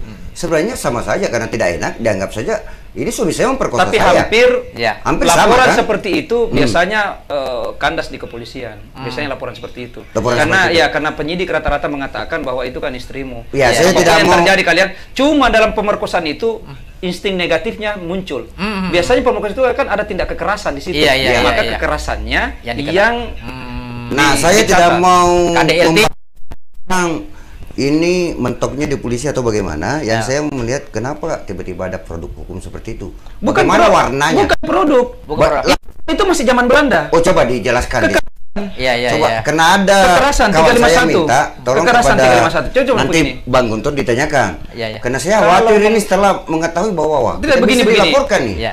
Melakukan tindak tidak menyenangkan, melakukan pemaksaan melakukan pemaksaan terhadap istri atau orang lain. Ini kan istri saya dong. Terserah saya. Tapi dia punya hak hidup. Dia hak hidup dan kau tidak boleh. Dia masih hidup. Kan? Jadi Bang. Istri ini misalnya dia merasa tidak nyaman mungkin karena Anda perlakuan paksa. Suaminya. Mungkin karena Anda paksa, maka berlakulah pasal 351 penganiayaan. Orang kalau diperkosa pasti dia niaya, Pak. Loh, istri saya dulu. Setiap manusia itu beda-beda libido seksnya. Ada yang memukul dulu, ada yang mencumbu dengan santai, maniak dan lain-lain Yang maniak ini yang berbahaya. Tapi apa tidak membuka aib? keluarga. Ya, itu resiko rumah tangga. Resiko rumah tangga, betul. Rumah tangga, membuka aib dan sebagainya kan? Itu rumah tangga loh ya. Itu perempuan pas ini. Lanjut masuk. Ya. Oh, ini Pak Sodik, alhamdulillah. Ya, alhamdulillah ini datang. Selamat datang. Welcome. Ini partner saya dari dulu. Iya. Makanya saya minta beliau itu Bandiki namanya kalau di sini ya. Kesini Pak. Bandiki. Sini supaya masuk Bandiki. Iya. Ya kalau di luar dikenal sebagai Ustaz Sodik. Asmi Umar kalau di Radio Mesra, apalagi komunitas ngopi malam, beliau disapa Bandiki. Bandiki. Oh iya, karena nama kerennya sebagai ustaz dia juga seorang sastrawan. Iya. Ustaz keren ya. Oke, sudah banyak pembicaraan kita ini bersama lawyer ini Bang Guntur, Bang Sodik. Tapi nanti pada akhirnya ada juga ke Bang Sodik ya. Iya. Jadi bagus nanti kalau bertengkar berdua di situ. Satu dari sisi hukum. Nggak bisa bertengkar. Karena ini bahasa saya. Satu dari sisi hukum positif, satu nanti dari kacamata agama ya. Iya. Yang terakhir ini yang dibahas ini ya. Iya. Bang Sodik. Iya. Ini katanya ini sudah peninggalan zaman dulu nih. Ada produk hukum mengatakan bahwa laki-laki bisa dituntut karena melakukan tindakan tidak menyenangkan kepada istri sahnya, dilaporkan sama polisi. Katakanlah kalau dari sisi Bang Sodik ini sebagai ahli agama, bukankah itu adalah sawahmu yang kau bisa cari? Iya. Gimana nih Bang Sodik? Jadi yang dipertanyakan ini masalah apa? Yang saya pertanyakan meluas ini pertanyaan meluas. Kok istri bisa menuntut suaminya yang mau melaksanakan kewajibannya hanya karena atas bahwa seorang suami melakukan tindakan yang tidak menyenangkan? Tapi dulu, misalnya, tunggu sebentar. Iya. Ada nggak? Ada nggak kasus contohnya itu yang kita bilang? Yang mana itu? Yang tadi baru kita tanyakan. Tidak menyenangkan. Itu tidak ada perlu kita karena siapa tahu terjadi. Tidak. Yang saya tahu sampai sekarang belum ada laporan ke situ. Belum ada. Tapi yang jelas kan ada seperti itu. Bisa saja terjadi. Celah ya. Bisa saja. Pernah Bang Guntur menghadapi kasus seperti itu? Belum juga. Ini kan masih sebatas diduga. Kalau kekerasan KDRT sering. Oh, sering. Kalau KDRT sering. Sekarang kan KDRT identik. Kalau yang dipukul itu adalah perempuan. Sekarang aku macam iparakai kita dipukul perempuan bagaimana? Ini kok ini ahli agama kok langsung kan sekarang berarti kalau perempuan melakukan KDRT kepada lakinya, kepada suaminya, itu berarti bebas dia, selamat dia. Karena tanya beliau ini. Oh, ditanya. Gimana nih Bang Guntur ini? Gimana? Kalau soal KDRT yang sebenarnya yang berhak menuntut apakah hanya seorang istri atau tidak suami, tidak ke suami? Saya sepakat dengan Bang Diki tadi, Bang Sodik atau Bang Diki. Macam ini dipelihara nih. Iya, saya sepakat. Saya sepakat misalnya kalau perempuan itu, makanya saya jelaskan dulu. Laki-laki memukul perempuan atau perempuan memukul laki-laki tetap 351. Jangan coba karena kau perempuan tidak bisa dilaporkan, bisa dilaporkan. Karena di sana dikatakan di dalam pasal tersebut tidak mengatakan bahwa laki-laki saja yang harus diproses. Dia sifatnya umum. Jadi mau perempuan, mau banci, mau siapa yang memukul tetap. Nah, ada yang menarik nih Bang Guntur, saya potong. Apakah Nurani di situ masih bicara? Ketika KDRT, saya kan mukul istri ini karena pembelaan atau apa? Kan tadi mengatakan bahwa hukum juga memiliki hati makanya kalau sampai di pengadilan, buktikan di pengadilan bahwa Anda betul-betul memukul karena kasih sayang. Tapi kalau membekas warna biru dan ada visumnya, bagaimana cara memukul dengan kasih sayang? Bagaimana itu Pak? Maksud saya begini. Kan biasanya kalau memukul itu biasanya punya alibi tersendiri orang yang memukul. Di kaki itu biasanya kalau saya memukul kan membela diri kan? Iya, betul. Siapa yang lihat saya memukul istri saya? Kecuali istri saya cuma mengatakan bahwa dia memukul, saya pukul dia. Kan begitu. Tidak ada yang melihat dia di dalam kamar. Tidak ada saksi. Tapi kalau di depan polisi kan bisa saja membela. Saya memukul tidak sengaja, saya jatuh dari lantai, saya mimpi. Waktu itu Pak, saya katanya memukul, tapi menurut saya mimpi Pak. Bisa ya. Tapi ada saksi. Ada rekayasa. Nah, ini ada yang menarik nih. Kebetulan ada Pak Ustaz, Bang Diki, Ustaz keren kita malam hari ini, yang mungkin bisa memberi pandangan terkait dengan hukum. Ada Pak Guntur sebagai lawyer. Nah, kalau masyarakat kan banyak juga komunitas mengatakan bahwa hukum di Indonesia ini masih kurang greget, kurang greget. Sementara di agama sendiri sudah jelas itu hukum-hukum yang ada. Nah, bagaimana sebenarnya pandangan dari Bang Diki ini, kacamata Bang Diki tentang hukum-hukum yang ada di Indonesia? Contoh misalnya, kalau pencuri misalnya potong tangan, kalau di agama ya, dari sisi analisisnya juga bagus. Penjara juga tidak banyak biaya lagi untuk makannya dan lain-lainnya. Sebenarnya bagaimana menurut Bang Diki hukum yang ada di Indonesia ini dari sisi agama? Hukum tabe, kalau inilah luar biasanya Al-Quran. Kalau terkait dengan pencuri, yang pertama itu disebut pencuri laki-laki baru pencuri perempuan. Wasariku itu faktau aidiyahuma bima kasaba. Pencuri laki-laki maupun pencuri, potonglah tangannya apa yang telah dia lakukan. Tapi kalau masalah persinahan, karena yang banyak melakukan persinahan itu adalah perempuan. Oh gitu ya? Yang pertama disebut pesina perempuan. Wazana itu wazani. Wajilidu kula minwa mi'ata jalda. Jadi wanita pesina dan laki-laki pesina, rajamlah dia. Dirajam ya. 100 kali. Artinya ini kalau dari perspektif agama, bahwa luar biasanya Al-Quran kalau terkait dengan persinahan, laki-laki duluan, laki-laki duluan, kalau bersina perempuan duluan. Tapi saya ini pernah tinggal di Saudi. Alumni Gontor. Siap.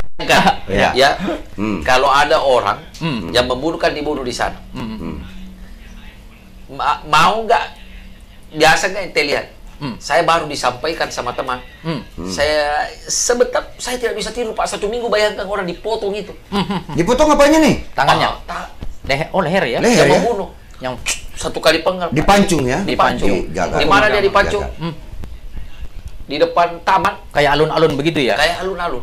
Jadi di Arab Saudi disaksikan oleh orang banyak. Disaksikan masih oleh berlaku banyak. ya di Arab Saudi. Supaya menjadi tidak ada efek jerah.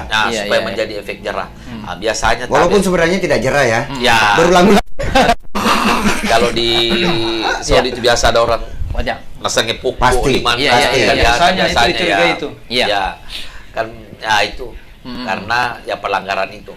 Terkait masalah ini memang susah. Bahkan ada usulan kalau koruptor itu tabe seperti Deng Xiaoping ketika dia terpilih jadi pemimpin Cina, dia katakan siapkan 100 peti mati, 1 buat saya. Kalau memang korupsi, makanya kalau di Cina itu kan ditembak orang kalau itu. Tapi saya tidak mau bicara lebih jauh tentang ini sebenarnya tabe. Ini persoalan komitmen. Memang berat.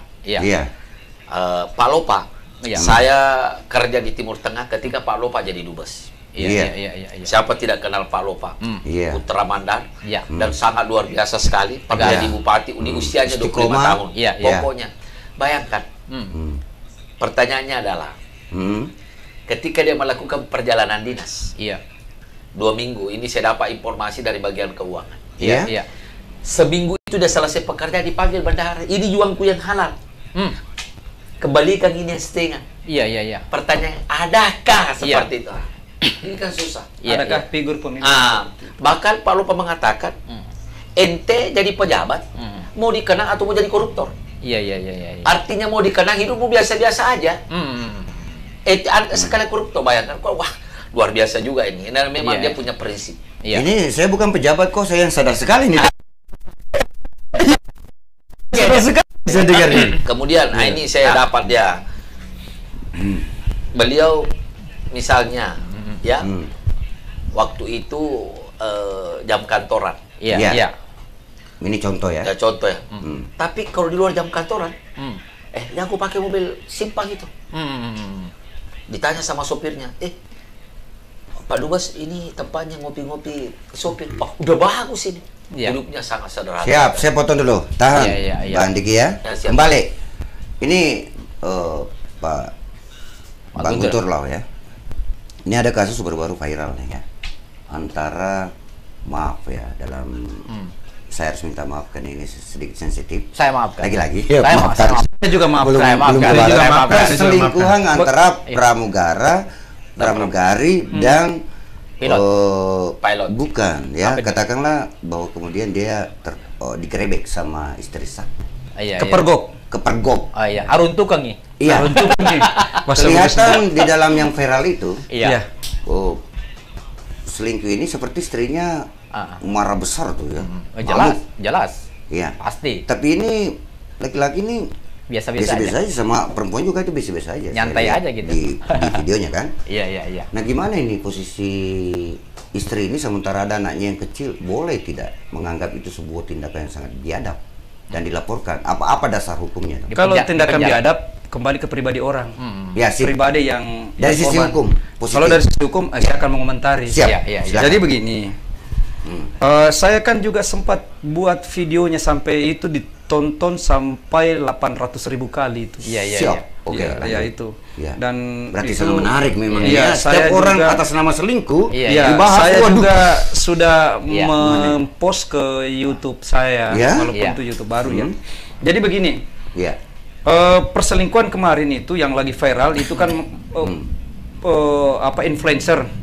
Anggaplah influencer kita semua ingin mengetahui sebenarnya siapa yang salah dalam kasus ini. Iya. Ya itu dia. Nah, seperti itu. Harus ya. Ya, kalau dilihat sepintas lalu di TV nasional. Kalau saya salahkan dua si pramugari dan pramugara ini. Ada juga yang salahkan istrinya. Saya sih enggak. Begitu. Jadi penafsiran kan banyak kan? Banyak ya. Ya, karena digendong analisisnya kan beda ya. Om Saram penafsirannya beda. Om Bas kan beda. Terus ya, beda. Dari sisi hukum. Ustaz Sohid juga pasti beda. Saya juga beda buat beliau. Tapi saya meninjau bukan dari nurani, meninjau dari segi hukumnya. Ya. Jadi kita lihat di tayangan itu istrinya memergoki suaminya dengan seorang wanita yang bukan istri sahnya. Bukan istri sahnya jelas. Ya kan itu. Katakanlah teman selingkuh. Ya. Terus Anda tanya, kira-kira istri atau korban ini bisa nggak melaporkan si pria ini atau si pelakornya? Benar. Kan maunya kita pelakornya dilaporkan. Oke. Iya. Saya terima pertanyaannya itu. Istri ini bisa saja melaporkan dan pasti ketangkep. Jadi begini, kenapa? Makanya begini saya tanya. Di Undang-Undang Nomor 1 Tahun 74 tentang perkawinan. Itu berlaku asas monogami. Asas monogami. Tidak berlaku asas poligami. Asas monogami. Maka kita harus tunduk di pasal 72 BW. Hukum positif. Hukum positifnya. Saya lari ke hukum positif. Jadi di pasal 3 ayat 2 itu tadi asas monogami bahwa seorang laki-laki hanya boleh memiliki satu orang istri. Gitu ya. Dan seorang istri hanya boleh memiliki satu orang suami. Kira-kira seperti itu. Gitu ya. Konteksnya hukum. Jadi pasal ayat 1. Lanjut di pasal 3 ayat 2. Ternyata berubah. Pengadilan memberikan konsekuensi yang besar, pengaruh yang besar, dan rasa gembira yang besar terhadap para pria untuk memiliki satu orang istri. Dengan catatan. Ini belum sama. Lebih dari satu. Ini kalau lebih dari satu bisa sampai 12 ya? Sampai 4. Oh, 4 ya. Siapapun Anda perempuan, bukan saya tidak membela Anda. Saya tetap membela kaum perempuan. Ini bahasa dibenci netizen. Masuk inbox saya. Ini memang kurang ajar, sumpah serapah. Yang rata-rata mengatakan saya begitu adalah ibu-ibu yang dari Bandung yang paling tidak suka. Mas ini kok begitu? Saya bilang ini undang-undang yang bilang. Saya bukan bilang itu bahwa laki-laki boleh menikah lebih dari 3 sampai batas 4. Dan anehnya bisa dilakukan secara bersamaan. Begitu loh Pak Ustadz. Oh bisa ya? Tiba-tiba pengadilan yang memberikan izin 4 sekaligus ya? Dalam satu waktu. Luar biasa. Dengan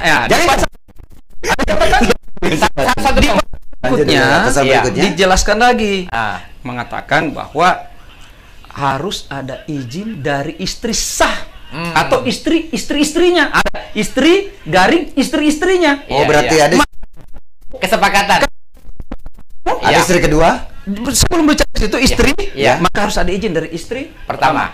Lalu istri-istrinya. Kalau sudah 3 istrimu, minta izin istri-istrimu yang 3. Rekomendasi dapat dari 3. Luar biasa. Itu catatannya. Anda mau praktek apa? Khawatir. Jadi begini. Ini menarik. Jadi izin dari istri. Ya kan? Kalau sudah harus ada izin dari istri, baik tertulis maupun lisan. Di pengadilan tidak bodoh-bodoh amat. Kan banyak yang memalsukan itu. Maka hakim biasanya itu memanggil pihak istrinya untuk diminta keterangannya di depan pengadilan. Iya, hakim sekarang tidak bodoh. Dia panggil dia. Betulkah kau isikan? Betulkah kau? Walaupun ada tertulis tanda tangannya istrinya. Saya potong dulu Pak. Ini ada kasus. Potong saja ya. Melo malah kredit. Yero tanda tangan hilas untuk di madu, dapat si campur. Dapat si garui. Sakalina madu maruka kan? Karena saya tahu. Dia karena suatu tanda tangan. Yang mana maruka? Yang mana? Maruka. Kan ada mana semua madu kan? Maka aku hilas kau jibat. Tanda tangan. Maka ada bukan konteksnya. Bukan lasia apa? Bukan si bawah. Si bawah duit. Ada begitu. Begitu strategis. Apa yang kejadian akhirnya dalam perjalanan? Jangan-jangan Mbak Diki ini ada nih. Dia bisa melakukan itu seperti itu. Memadu istrinya. Ada betul ke seperti itu? Betul, ada kasus. Kan ada maksudnya kasus. kreditnya di atas, kembali di bawah. Kalau saya Ustaz Sodik, saya tidak akan bongkar di sini karena ini riskan, bahaya kalau ada laki-laki yang mau pakai praktek itu. Karena ini dilihat oleh seluruh dunia bisa saja ada yang seperti itu. Dari Kalimantan. Banyak loh. Saya juga kaget. Berarti Bang Diki bisa memberi jalan sesat kepada laki-laki yang lain ya? Tidak. Oh tidak. Bisa waspada. Ingat ya. Orang mau ambil kredit motor atau kredit mobil, ya itu dia. Andakah mampu membaca 10 lembar yang tulisannya sangat benar. Iya. Makanya di Undang-Undang Perlindungan Konsumen, Undang-Undang nomor Undang-Undang nomor 8 tahun 2008, tahun 99 sorry, itu ditekankan namanya klausul baku. Apa itu? Barang yang terlihat kecil itu tidak diakui oleh dalam produk hukum. Berarti bisa dituntut dong? Bisa. Tidak jelas. Contoh, ada sebuah toko underdeal. Kita beli panbel, sebuah mobil. Ternyata panbelnya tidak cocok setelah kita pulang, tidak bisa lagi dikembalikan. Karena notaris mengatakan barang sudah beli tidak dapat dikembalikan. Hati-hati yang toko yang seperti ini. Di area hukum tidak boleh ada itu. Apakah ada standarisasi font untuk surat transaksi itu besar fontnya? Karena kebanyakan kan seperti begini. Di pembiayaan mau lanjut ke pertanyaan ini karena bukan momennya. Saya cuma mengatakan bahwa kenapa lebar? Kenapa sampai terjadi seperti ini? Karena pernah nggak Anda waktu ambil motor mau buat contoh? Buat kontraknya kecil-kecil. Belum lagi si penjual motornya mengatakan cepat nih Pak, ini waktu makan siang tanda tangan ini tidak sempat baca bagaimana strategi perang ini. Marketing. Lanjut yang tadi ketika bisa saya maklumi, kalau saya perempuan, saya pun bisa tertipu dengan model begitu. Bahwa kan terlalu banyaknya tulisan tanda tangan saja. Asli kan garubawan. Dia tak tutubangnya. Gimana dari sisi sebagai tokoh agama nih Bang Diki? Soal selingkuh itu tadi. Nah kan tadi ada pertanyaan tadi, saya tertarik dengan Pak Ustaz tadi mengatakan bahwa dengan catatan. Ada lagi dengan catatan. Apa sih catatan? Apa catatannya sebenarnya itu? Diungkapkan. Artinya perhatian maksudnya mungkin. Jadi saya sebelum masuk ke situ. Ya rumah kunreye. Ya kopano kono koreng. Karena dari Kalimantan juga ada menonton nih. Ada banyak menonton nih ya. Itu Umar bin Khattab. Pada masa Umar jadi khalifah. Ini Jokowi lah kalau sekarang dia presiden. Kenapa tadi itu rumah kunreye ku pano kono koreng. Koma coco ni karena umur una. Oh iya. Napo di mala saya biasa komano kunre. Banyak pimulan juga nih, Ma. Iya. Itu kan bahasa bagaimana, Mak. Betul. Pada motor rumah Iya. Memang kurang mengangkat. Nah. Iya. Pada motor asu Gaga. Ya tidak sama kada hati kosum yang mana Jangan nih. Iya. Termasuk bini mana Lanjut. Kenapa? Umar bin Khattab pada masa beliau jadi presiden. Ada seorang rakyat biasa. Iya. Sos mapamule ele dari lolo Pilato ke negara Polibenina. Iya. Kencang pidato kenegaraan. Pidato ke akhirnya pergi curhat. Curhat sama Umar bin Khattab. Oke. Sebagai kepala negara. Iya. Dia harus tahu apa persoalan. Iya. Tapi mengingi mata aja atau lituli. Ubar pada lagi noko. Ini kok ke Indo anak. Iya. Nasale istana. Ya. Ke kantor rumah jabatan wali kota Gatiol. Iya. Pak Waliane contoh. Pak Wali. Iya. Itu mi kubinena. Iya. Oh, aku pegawai lagi noko. Ini noko. Yodi. Gina semua deh. Iya. Wah, saya ini mau curhat. Iya. Kenapa? Ya itu tadi. Saya selalu diomeli sama istri ya. Diomeli sama istri. Makumnya matulah sama aku. Bener ya. Ya konano kok kuang kali ngamo ini. Iya. Ibadah matu tuh. Iya. Artinya reke. Jadi kok tali wa kere-kere to nih. Iya. Jadi kesimpulan bahwa memang karakter seorang wanita di sinilah perlunya tafahum. Mutual understanding. Saling memahami. Iya. Antara kedua belah pihak. Iya. Masuk mana bahasa? Iya. Bahasa nasihat perkawinan ini. Nasihat. Ya rumah kunreye, ya ko menteri benderana. Oh, persoalan psikologi. Psikologi, ya. Saya pernah dapat kasus. Iya. Ada orang hamil. Iya. Dia carikan kasihan itu istrinya Pak. Gara-gara? Dari Manoko. Oh, ternyata itu perempuan. Iya. Ada sesuatu lain kalau dia hamil. Di dalam perubahan karakter. Betul memang. Karena tidak ada kepahaman dari seorang laki-laki. Suami. Bayangkan kasihan. Sementara hamil dia carikan istrinya. Waduh. Padahal itu tidak bolehkan itu dalam undang-undang. Artinya apa? Nah, disinilah kita kalau mau menikah, jangan asal kita harus belajar. Edukasi lagi pendidikan. Belajar dewasa. Pranikah. Peran semakin kita ternyata semakin perempuan itu berumur semakin tinggi itu kona. Mendeto saya cereng ya. Iya. Ya saya tadi baru-baru ini mau maaf agak terlambat baru berbicara dengan Bapak Bupati kurang lebih 2 jam. Tapi juga kona senak kebetulan ini. Iya. Termasuk nasa kusikrap nak aku kemarin dia lebih 500. Iya. Kalau di sikrap nasa lebih hampir 1000. Hampir 1000 perceraian. Di sini tadi 700 sekarang lebih 1000. Saya bilang tadi. Luar biasa nih. Iya. Hampir dikatakan 2 pasang per hari orang cerai. Kita tidak hitung Sabtu Minggu ya. Iya. Hampir 2 hari. Cerai ya. Karena kalau dikali 365 hari ya. 365 hari ya. Artinya padahal orang tidak masuk kantor Sabtu Minggu. Dan ingat ini pada wilayah kecil yang bernama Parepare. Kalau Parepare kurang lebih 500. 500. Data terakhir itu yang saya katakan tadi. Dan 2019 itu hampir 700. 700 ya. Parepare. Karena pasti selalu bertambah kan? Bertambah. Jadi inilah perlunya. Perlunya apa ini? Terutama anak-anak muda. Iya. Jangan makan sapamelo di mabene. Itu diduga itu hampir 700. Diduga. Kematangan ya. Perempuan kan kadang berubah-ubah ya kejiwaan mereka. Milo mabalo dengan zaman laki. Iya. Maka terjadilah tadi itu perceraian lagi. Yang hanya lagi-lagi gara-gara soal faktor ekonomi kan. Ini bukan saya membela perempuan. Iya. Kebetulan kalau sama ini dua-duanya pembela perempuan malah. Iya. Iya. Udah kompak betul nih. Ada uangnya perempuan. Tidak ada hak kita minta uangnya perempuan. Ya, enggak ada ya, karena kita pencari nafkah. Karena kewajiban kita. Iya, kewajiban kita lagi-lagi seperti itu ya. Iya. Uang yang dicari itu untuk istri memang dengan anak-anak. Tapi ya kalau untuk kau nasa ke pacar mai, Pak Kudresek ke semua cek deh. Nama kakak ya. Iya. Di situlah perlu komunikasi. Iya. Banyak kejadian karena contoh ada lagi kasus saya dapat. Agak sih ya. Si pakalebih dia kata. Si pakalebih. Bapak dia ada karena susah. Tapi mau ini kan mau pedih. Orangnya Oh ya. Boleh kabali rasa susu. Iya. Nelo si susuku. Iya. Ya standar kasih nali. Iya. Yang membuat suaminya sakit hati. Apa itu? Istrinya mau yang gold, yang masuk. Iya. Kelas. Pasti kehidupannya. Iya. Dia buat di tempat sampah. Dia dapat itu. Di situ yang istri yang membuang susu gol. Karena dia mau gol ya. Padahal dia mau gol. Padahal agaknya kusuka tuh kok membuat inilah. Jadi suami kadang tidak bisa menerima lagi. Saya tidak bisa tekan. Kenapa nangis tidak?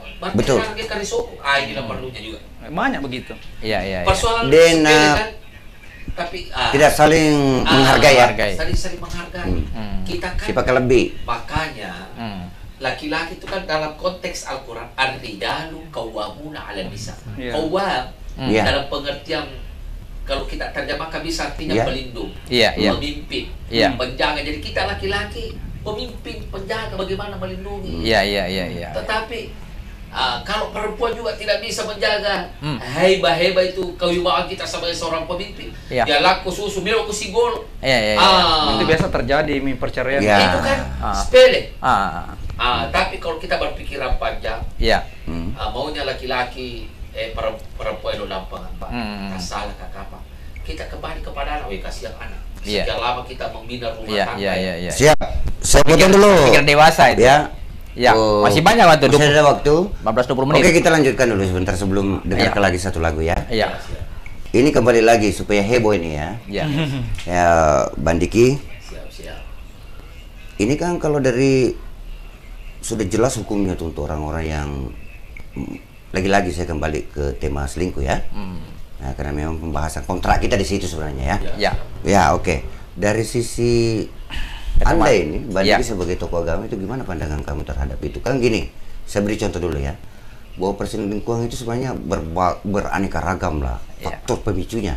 Tidak tiba-tiba bisa diselahkan orang yang berselingkuh itu dari kedua pihak ini, entah suami atau istri. Kemungkinan karena sang suami ini memang terlalu abai lah terhadap seluruh kebutuhan hak-hak hidup. Jadi gimana? Sekarang dari sisi kita dulu. Bandiki, gimana nih? Contoh. Bisa dibenarkan tidak tuh? Tentu salah. Iya. Oke, salahnya di Biar tipis-tipis. Jadi perlu dianalisa dulu, Iya. Kenapa? Di sinilah. Makanya Islam mengajarkan ketika kita sudah dewasa, ya kan? Agar harus kita menikah. aja ya lah, cara senang. Wajib ya. Iya. Itu ada dalam hadisnya ya. Iya. Bahwa barang siapa yang sudah cukup umurnya an-nikahu sunnati wa man raghiba sunnati falaysa minni. Lalu tidak menikah? Yang tidak mau menikah, termasuk yang meninggal istrinya mau langsung sabun. Ya, artinya ada namanya ya. Udah saya. Iya. Bertanya bagaimana kalau Anda membeli kami menjual. Banyak anak pesantren itu yang sudah layak menikah. Ketika mau maaf saya nggak mau, biasanya saya kalau ada teman sudah bersih Ustaz. Iya. Saya bukan mengatakan saya kagak tuh Ustaz bersih maka itu Pak Ustaz. Iya.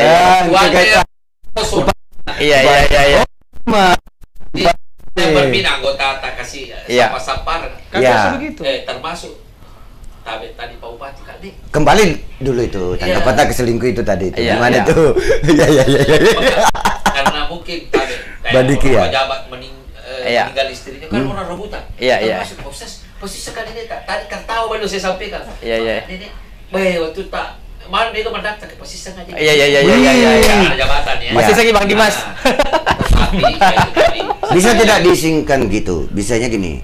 Karena maaf nih ya, laki-laki nih tersiksa sama ulah tadi, pakai macam, caulada nih guys. Nah, tidak berani juga dia meninggalkan istrinya sahnya. Karena kenapa banyak sekali dipikir kita sudah ada anak, kita sudah ada kemudian pernikahan kita sudah begitu lama, tapi di sisi lain dia sudah tidak memiliki lagi. Tidak lagi. Tidak lagi. Akhirnya tergoda. Gimana nih? Dari agama juga mengajarkan. Ya apa itu Pak? Sudah Pak Bandiki. Dan itu kan dibolehkan, cuma dibenci oleh Allah.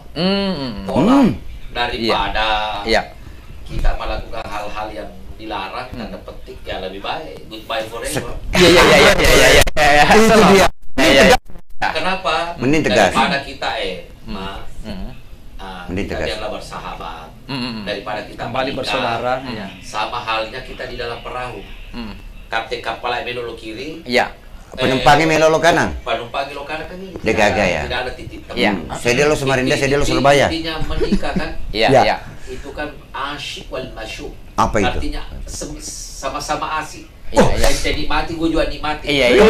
Dulu kembali supaya pemirsa kita ini tahu. Kalau kita kembali bahwa Anda jadi manusia karena kenikmatan, Pak. Iya. Untuk betul, sama-sama asik ya. Karena lahir dari cinta. Iya. Kalau bukan karena cinta kita tidak lahir. Guntur tidak ada namanya guntur. Iya. Apalagi karena berangkat dengan cinta. Iya betul. Kalau kita mengalami seperti itu, yaitu kembali ingat, jangan semakan otomatis. Anda rangi waktu musik cantri mau Pak. Kita merefresh. Iya. Merefresh ini ya. Kayak komputer ya. Repres ini. Udah jurusnya nih. Kita segarkan kembali supaya perasaan ini pada kota Malolo. Iya. Jadi saya mau bilang bahwa inilah memang perlu pengendalian diri fix, kontrol. Fit kontrol ya. Baik. Terutama teman-teman juga daripada terlalu lama membujang. Iya. Jangan dibiarkan lah. Diberikan jalan ya. Artinya pakai presiden. Kita siap datang memberikan sebagai penghulu ya. Iya. Oh siap. Artinya dengan catatan tetap penghulunya ada. Malah beliau sudah masuk ke saya ya. Sudah. Luar biasa nih. Ada mau menikah dengan baik-baik dan Pak Ustadz. Saya pernah minta tolong sama Pak Ustadz. Saya bilang tolong carikan. Tapi tanya istrinya dulu. Pak 3 ayat 1. Nah begini Pak Ustadz, ini kan terkait dengan produk hukum nih. Ada konteks Al-Quran. Tabel. Iya, sampaikan. Kita ada niat ingin berbuat adil, tapi Al-Quran sudah jelas sih. Apa itu? Walan tastati'u an ta'dilu. Iya. Pasti kamu tidak bisa berlaku. Walau harus tuh. Meskipun kamu menginginkan kamu berbuat adil dan mereka pasti kamu tidak bisa. Pengatala maka dari pasti kamu tidak bisa adil. Pasti ya. Tapi di situ ditutup. Cuma kalau dengar perempuan bisa tersinggung. Padahal bukan kata saya bilang. Ketahuan ya. Wallahu ghafurur rahim. Iya. Allah Maha tahu kamu tidak mampu tapi Allah pengasih lagi Maha penyayang. Tidak mampu tapi boleh. Berarti di muah. Ya, detok. Allah Maha pengasih dan penyayang. Seandainya aku tidak mampu berbuat adil di antara istri-istrimu, Allah lebih tahu. Allah sangat tahu. Nah, baik ini dekat produk hukum tadi ya. Siap. Tadi kan Bang Guntur mengatakan bahwa pemerintah juga mensahkan sampai 4. Nah, kemudian dengan catatan tadi itu ya. Nah, kemudian kenapa sih Indonesia ini hukum kita tidak mengadopsi kayak hukum-hukum luar? Apa itu? Apa yang diadopsi hukum luar? Misalnya kayak di Arab Saudi ternyata ini ada efek jerah, misalnya potong tangan, itu tadi dipancung. Menikah di sana itu kan dibiarkan juga, enggak apa-apa. Menikah di Arab Saudi itu tidak perlu izin istri. Tidak, maksudnya kenapa di Indonesia di Indonesia tidak dilakukan hukum misalnya hukum pancung, hukum potong tangan, hukum rajam. Kalau tidak salah adalah sebagian dilaksanakan. Nah, kalau di Aceh ini kan diberikan untuk melakukan hukum juga. Di Aceh tidak diberikan keluasan kecuali cambuk aja, raja. Kecuali itu. Kenapa Indonesia? Bagaimana sebenarnya produk hukum Indonesia ini dibuat? Kalau tidak salah, Undang-Undang Dasar 1945. Apa di situ? Kita ada Garuda di situ, ada Batang Toru. Jadi kita kebinekaan, kita tidak bisa keluar dari konteks itu. Undang-Undang Dasar 1945. Kita bukan hukum agama di sini. Kita ini adalah menganut hukum positif dari limpahan berkah dari hukum Belanda. Nah, ini juga kan jadi persoalan. Kenapa mesti dari hukum Belanda misalnya? Ya memang sejarahnya dari kita dijajah Belanda. Kenapa tidak dimusnahkan sebagian? Iya, dimusnahkan saja misalnya Belanda. Apalagi hukum itu yang dianggap sudah out nih, sudah. Apalagi Belanda ini kan awal Belanda kan mengambil lontra kita juga. Iya. Begini ya, membuat RKUHP saja itu menimbulkan konflik yang luar biasa secara horizontal. Iya. Belum biayanya begitu besar. Bagaimana kalau kau roba itu satu pasal saja ini?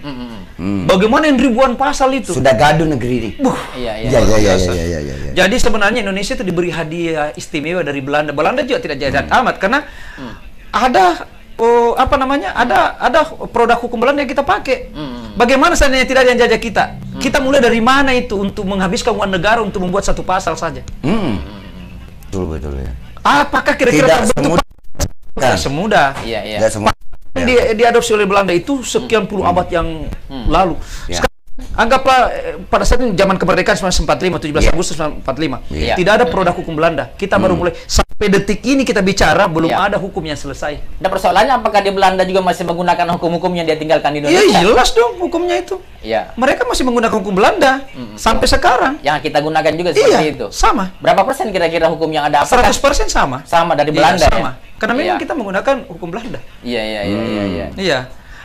Yang bisa kan kenapa bukan hukum Jepang? Iya. Kenapa gitu? Inggris. Iya. Jadi memang ahli sejarah yang harus diundang ke sini untuk sama gitu itu. Iya. Gitu. Ya oke, kita rehat dulu sebentar masih ada. Kemudian masih ada waktu sekitar 15 menit ke depan. Iya. Andiki sabar. Iya. Dengan Bang Guntur kita dengarkan satu lagu. Sembari kita rehat. Maka kami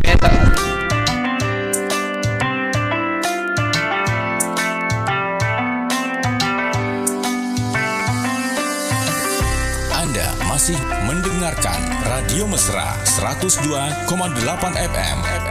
Radio Mesra, mesranya musik dan informasi.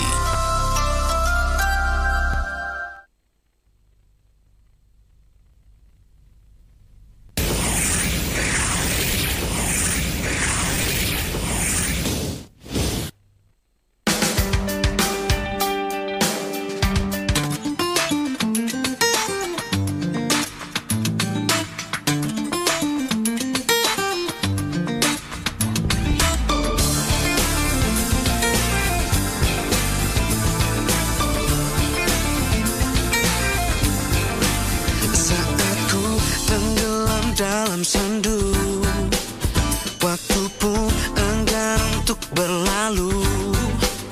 Ku berjanji untuk menutup pintu hatiku, entah untuk siapapun itu. Semakin ku lihat masa lalu, semakin hatiku tak menentu.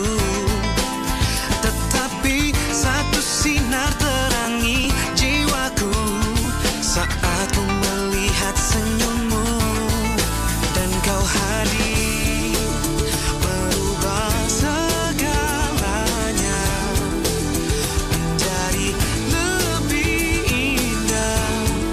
Kau bawa cintaku setinggi angkasa, membuatku merasa sempurna.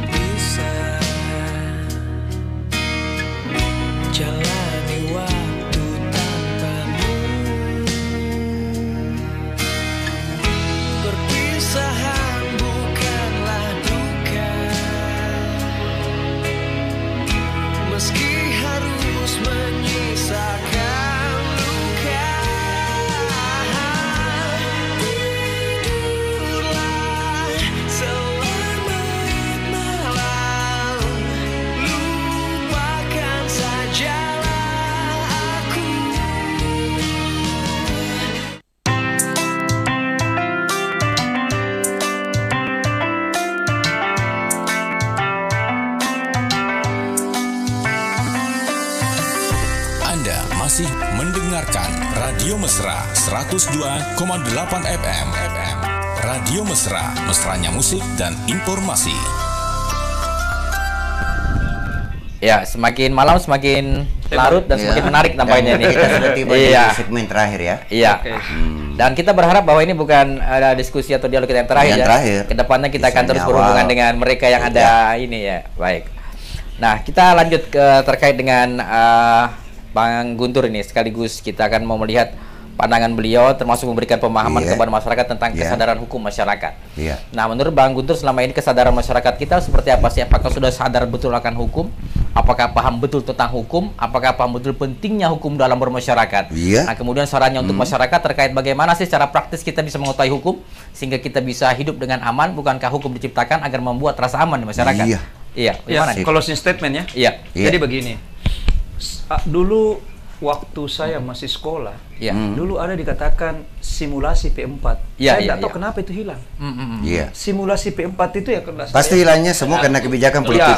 Terus ada yang dikatakan selanjutnya dikatakan Gemadarkum, generasi muda sadar hukum. Itu juga saya tidak lihat.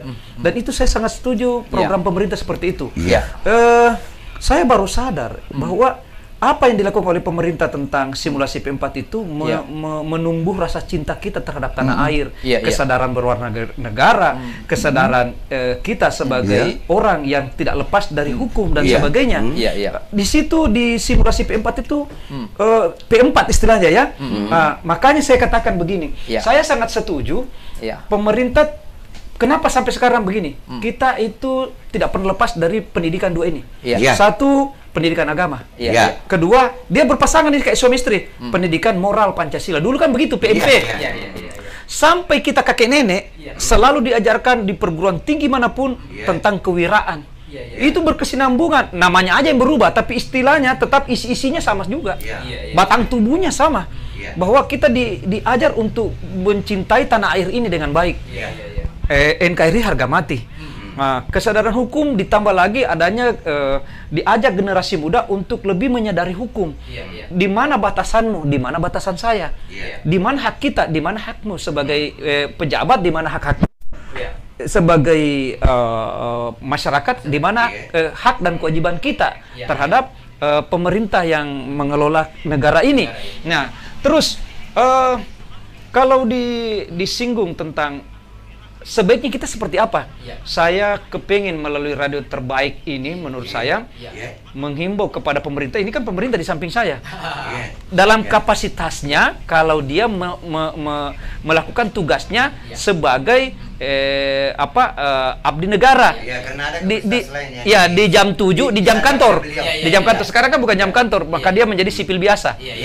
Kalau di jam 7 sampai jam 5 sore, kecuali Sabtu dan Minggu, dia adalah pejabat negara yang harus kita cintai, kita hormati, dan kita terus memberikan masukan, solusi kepada pemerintah kita. Sebab tidak mencintai pemerintah, kita berdosa. Itu ada ayatnya. Tapi begitu ya Pak Ustadz. Sekarang ini beliau bukan pegawai, dia ini adalah masyarakat biasa. Kita lepaskan semua baju ASN itu. Maka di sini saya menghimbau. Mohon pemerintah anggarkan yang namanya apa itu? Itu melalui DPR ya. Itu dianggarkan kalau bisa itu tentang sosialisasi hukum terhadap perilaku sehari-hari, perilaku masyarakat sehari-hari melalui kelurahan-kelurahan. Oh gitu ya. Iya, jadi apa saja di kelurahan itu dibahas. Anggarannya ada gitu loh. Bisa diinisiasi oleh lawyer ini untuk membuat gebrakan agar ada kesadaran hukum melalui pendidikan. Misalnya terutama di itu tadi tingkat kelurahan, tidak usahlah masuk dalam secara formal masuk lembaga pendidikan. Nggak bisa. Tapi di situ diinisiasilah oleh para lawyer prepare. Saya pernah menginisiasi itu. Apa itu? Saya sering ingin masuk ke sekolah-sekolah. Memberikan sedikit masukan. Jadi saya diberi ruang di sekolah atau universitas. Itu sering saya lakukan di Makassar. Di Parepare aja belum pernah. Jadi saya belum pernah ini. Jadi saya banyak ingin memberikan masukan-masukan tentang hukum. Ingat contoh ya. Kalau kita di perguruan tinggi, kita ambil jurusan hukum, apa yang saya katakan tadi ini belum tentu kau dapatkan di universitas. Betul ya. Belum tentu. Contoh tentang tarif paksa kendaraan saja di tengah jalan, itu di sana tidak ada. Ya. Terus kamu punya kredit bank, banknya datang melebeli rumahmu, rumah ini disita oleh negara. Nulis ya. Enggak secara hukum itu. Kamu dapatkan nggak di perguruan tinggi? Pengawasan ban ini. Iya, semua ada di arbitrase. Iya. Terus gimana tentang perlakuan-perlakuan, misalnya bagaimana kalau listrik kita tiba-tiba ini, itu tadi yang saya katakan. Betul. Iya, kita ini penyewa biasa. Bagaimana perlawanan kita? Kira-kira apa yang harus saya tempuh? Itu tidak ada di perguruan tinggi. Saya melihat gini, gitu. Om Bas ya, Bang Guntur juga, Bang Diki, jangan-jangan semua ini terjadi karena negara tidak hadir di sana, sehingga banyak konflik di akar rumput ini terbanyak. Itu muncul. Negara hadir, setiap hari negara hadir. Hanya kita yang tidak paham kedudukan kita di mana di situ, status hukum kita di mana. Tapi memberi pencerahan kepada masyarakat kan mesti ada program yang jelas. Makanya program yang jelas itu harus melalui DPR. Ya itulah makanya. Supaya ada anggarannya. Negara tidak hadir di situ. Kita mau masuk untuk sosialisasi. Ada dasar. Anggarannya tidak ada. Kita mau bersosialisasi. Ada namanya Kadarkum kalau tidak salah ya. Coba setiap sekolah itu ekstrakurikulernya begitu. Ada satu hari atau dalam satu hari ada 15 menit atau 20 menit itu tentang kesadaran hukum. Libatkan kami supaya anak-anak itu bisa cerdas, selain cerdas terampil, dia juga berbekal agama yang bagus, dia juga paham dirinya bahwa sebagai abdi negara di mana saya berada. Saya harus melakukan apa? Membantah orang tua juga kan hukumnya ada, tidak asal dibantah. Cuma orang tidak tahu, makanya biasa kita pernah lihat ada orang tua melaporkan anaknya kan seperti itu. Oke, Bang Guntur, sekarang ke Bang Diki. Tunggu dulu, closing statement-nya nih untuk apa harapan agar masyarakat bisa sadar hukum ini. Apa yang harus dilakukan? Cuman satu, untuk prepare nih. Sosialisasi. Itu aja. Iya, mau lihat negara aman, daerah aman, lakukan sosialisasi. Jangan bosan sosialisasi. Betul sekali ya. Gitu. Tapi kalau kita cuma di warkop, itu sebatas cuma 3-4 orang. Iya benar sekali. Coba lakukan sosialisasi, undang mereka, undang Bapak Kapolres, undang ini, undang itu. Ada fakta baru. Dan lakukan itu secara berkesinambungan. Bunyi knalpot besar saja Anda tidak tahu pasal berapa. Terus bagaimana cara mengeting anak ini di jalan? Itu kan perlu sosialisasi. Bagaimana menggugatnya dia? Bagaimana cara melaporkan? Bagaimana cara ini kan Anda tidak tahu. Yang membunyikan radio tape besar di samping rumah, Anda tidak bisa berbuat apa-apa. Kan Anda tidak paham pasalnya di mana. Kan seperti itu. Oke, mantap. Kita kunci dengan kata sosialisasi ya. Kita ke Bang Diki. Bang Diki, ini kan memang Indonesia ini sangat heterogen. Bagaimana sebanyak kita ingin menyelaraskan antara hukum yang diberikan oleh Allah melalui kitab sucinya dengan hukum-hukum positif yang dibuat oleh manusia. Negara Islam tidak ada masalah, karena mereka menganut negara Islam berarti hukum-hukum Al-Quran. Tapi kita kan bukan negara Islam. Tidak. Bagaimana cara menjelaskan hidup seperti ini? Sebelum saya masuk ke sana. Masuk ke mana ini? Bahas. Jadi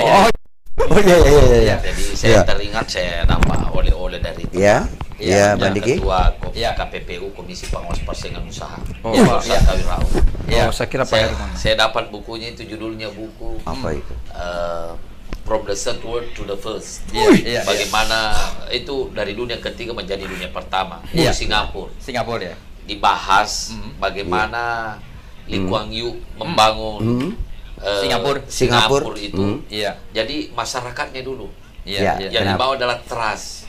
Kepercayaan trustnya. Bagaimana masyarakat percaya diri terhadap negaranya, bagaimana masyarakat percaya diri terhadap bangsanya, bagaimana masyarakat bisa hidup disiplin, bagaimana bisa hidup, ini yang perlu dibangun. Makanya tapi mungkin itu juga pengaruhnya beda jajahan Inggris dengan jajahan Belanda. Apalagi ditambah Jepang. Cara mendidiknya. Malaysia itu kan jajahan Inggris. Kita ini jajahan Belanda ya. Tetapi menurut Guru Tapak Baja, saya masih sempat dengar itu. Apa itu? Bahwa yang dijajah itu 350 tahun bukan Sulawesi Selatan. Bukan itu di Jawa itu. Iya betul. Dia sampai saya ingat Pak Baja Andre Guruta. Jadi artinya apa? Memang butuh waktu. Tetapi membangun karakter itu tidak semudah yang kita bayangkan. Kalau saya meminjam istilah bahasa Arab, nahnu li nagris liman ba'dana. Kita menanam untuk generasi akan datang. Apa yang kita tanamkan? kebaikan-kebaikan, contoh yang baik, bagaimana menimbulkan rasa cinta negara, bagaimana menyayangi orang tua. Ini kan orang dengan adanya informasi sangat terbuka sekali. Artinya kalau boleh saya katakan, everything is available. Semua tersedia. Jadi anak-anak. Saya nggak ngerti dulu, jelaskan dulu itu tadi. Terjemahan, translate dulu. Semua tersedia. Anak-anak, pisau itu Anda mau pakai membunuh, atau pisau itu Anda mau pakai menyembelih, potong bawang. Karena saking coba di HP ini, apa Anda mau cari? Semua Anda mau buka terjemahan, dulu kita beli translator. Sekarang Anda buka ada semua, Google Translate. Sekarang mapeta mati lampu yang kasih internet. Bayangkan nih. Semua tersedia. Sekarang kita buntu. Saya sekarang kalau mau cara apa, saya buka dulu. Apa yang penting saya tahu judul.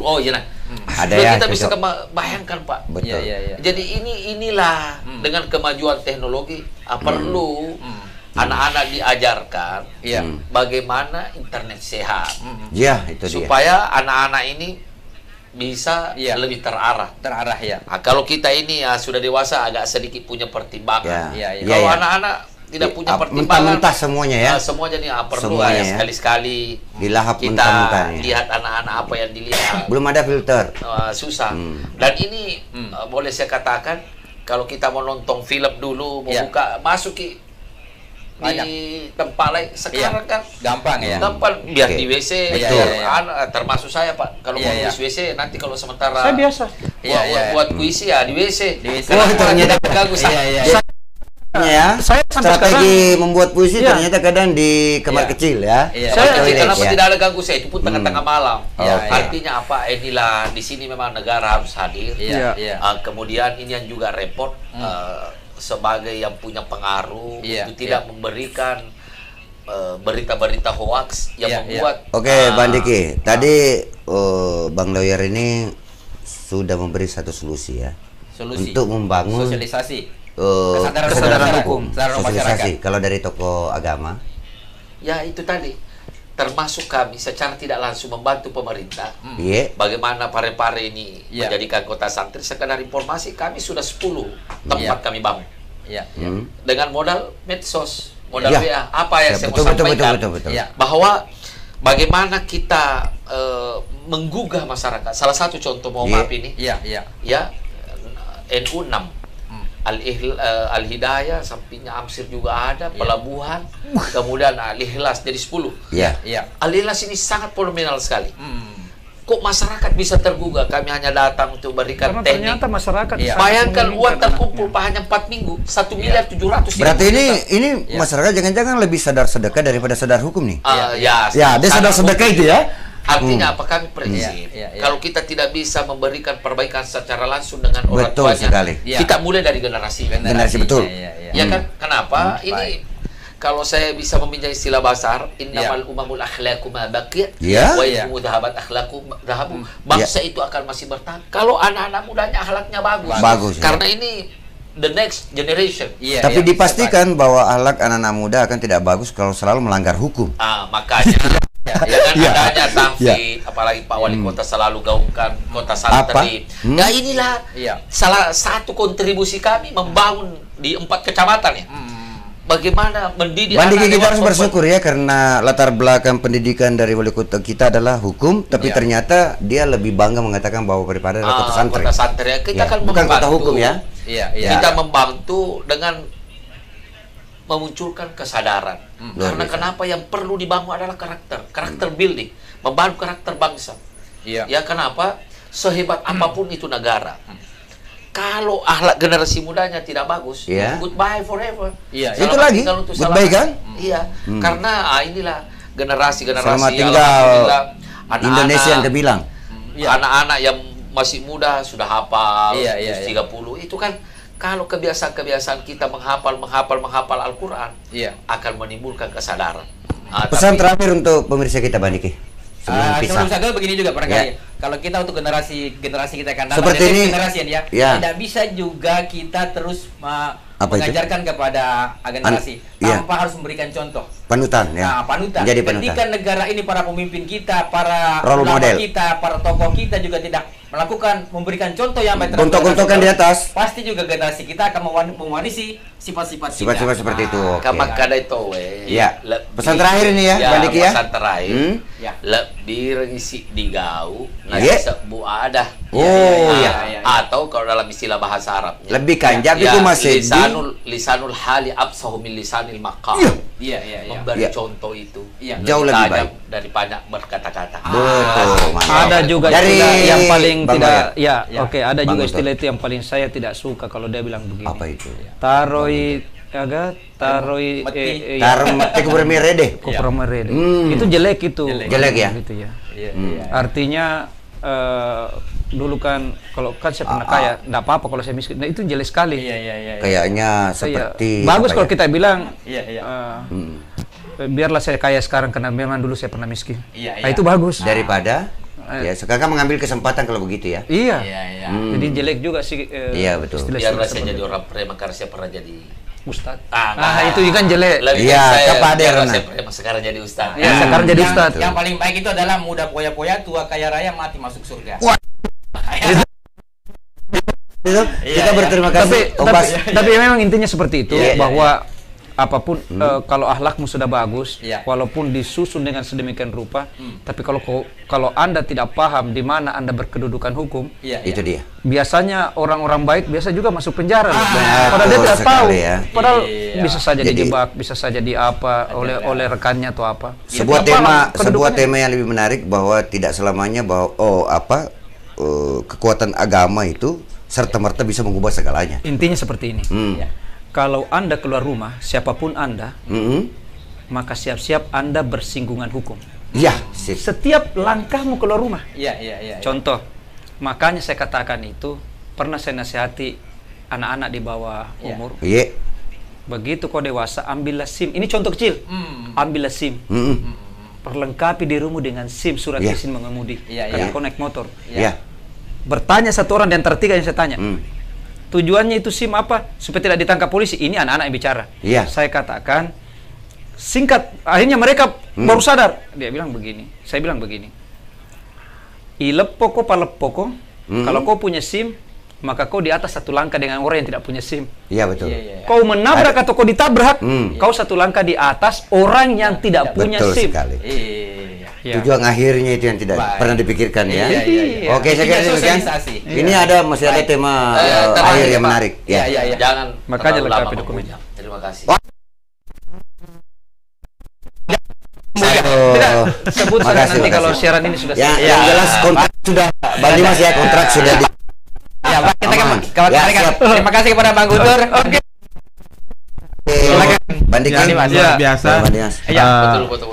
Pak Sodik ini adalah orang yang berjiwa sosial dengan kegiatan-kegiatan sosialnya, sekaligus tokoh agama. Bang Guntur ini adalah orang yang bergerak di bidang hukum, tapi sosial juga, pegiat media sosial. Dan konten-konten luar biasa. Terkenal media sosial ya. Tidak mengumbar kalau ada yang meninggal. Kemudian tidak ada kemampuan. Yang penting lurahnya, camatnya tidak keberatan.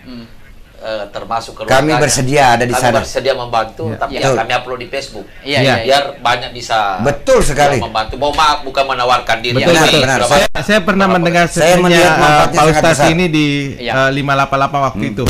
Saya siap membantu dari lahir sampai mati. Wah, luar biasa. Siap. Luar biasa. Oke, nanti suatu saat diundang kembali ya. Sebagai calon wali kota loh ya. Bang Loyer, Bang Guntur, terima kasih kehadirannya. Bang Diki, kita tadi memang berdiskusi.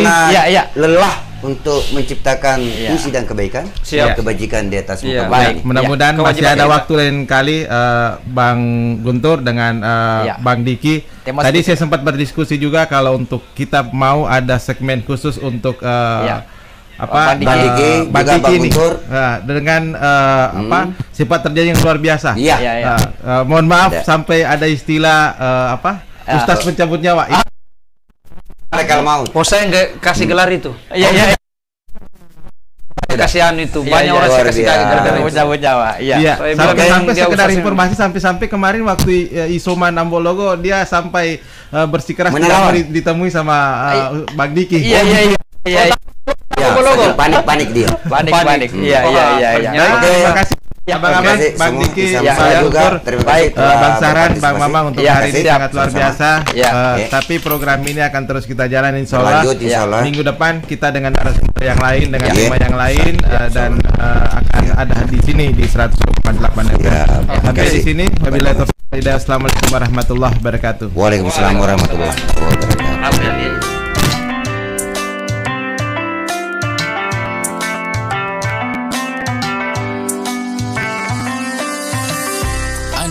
Masih mendengarkan Radio Mesra 102,8 FM.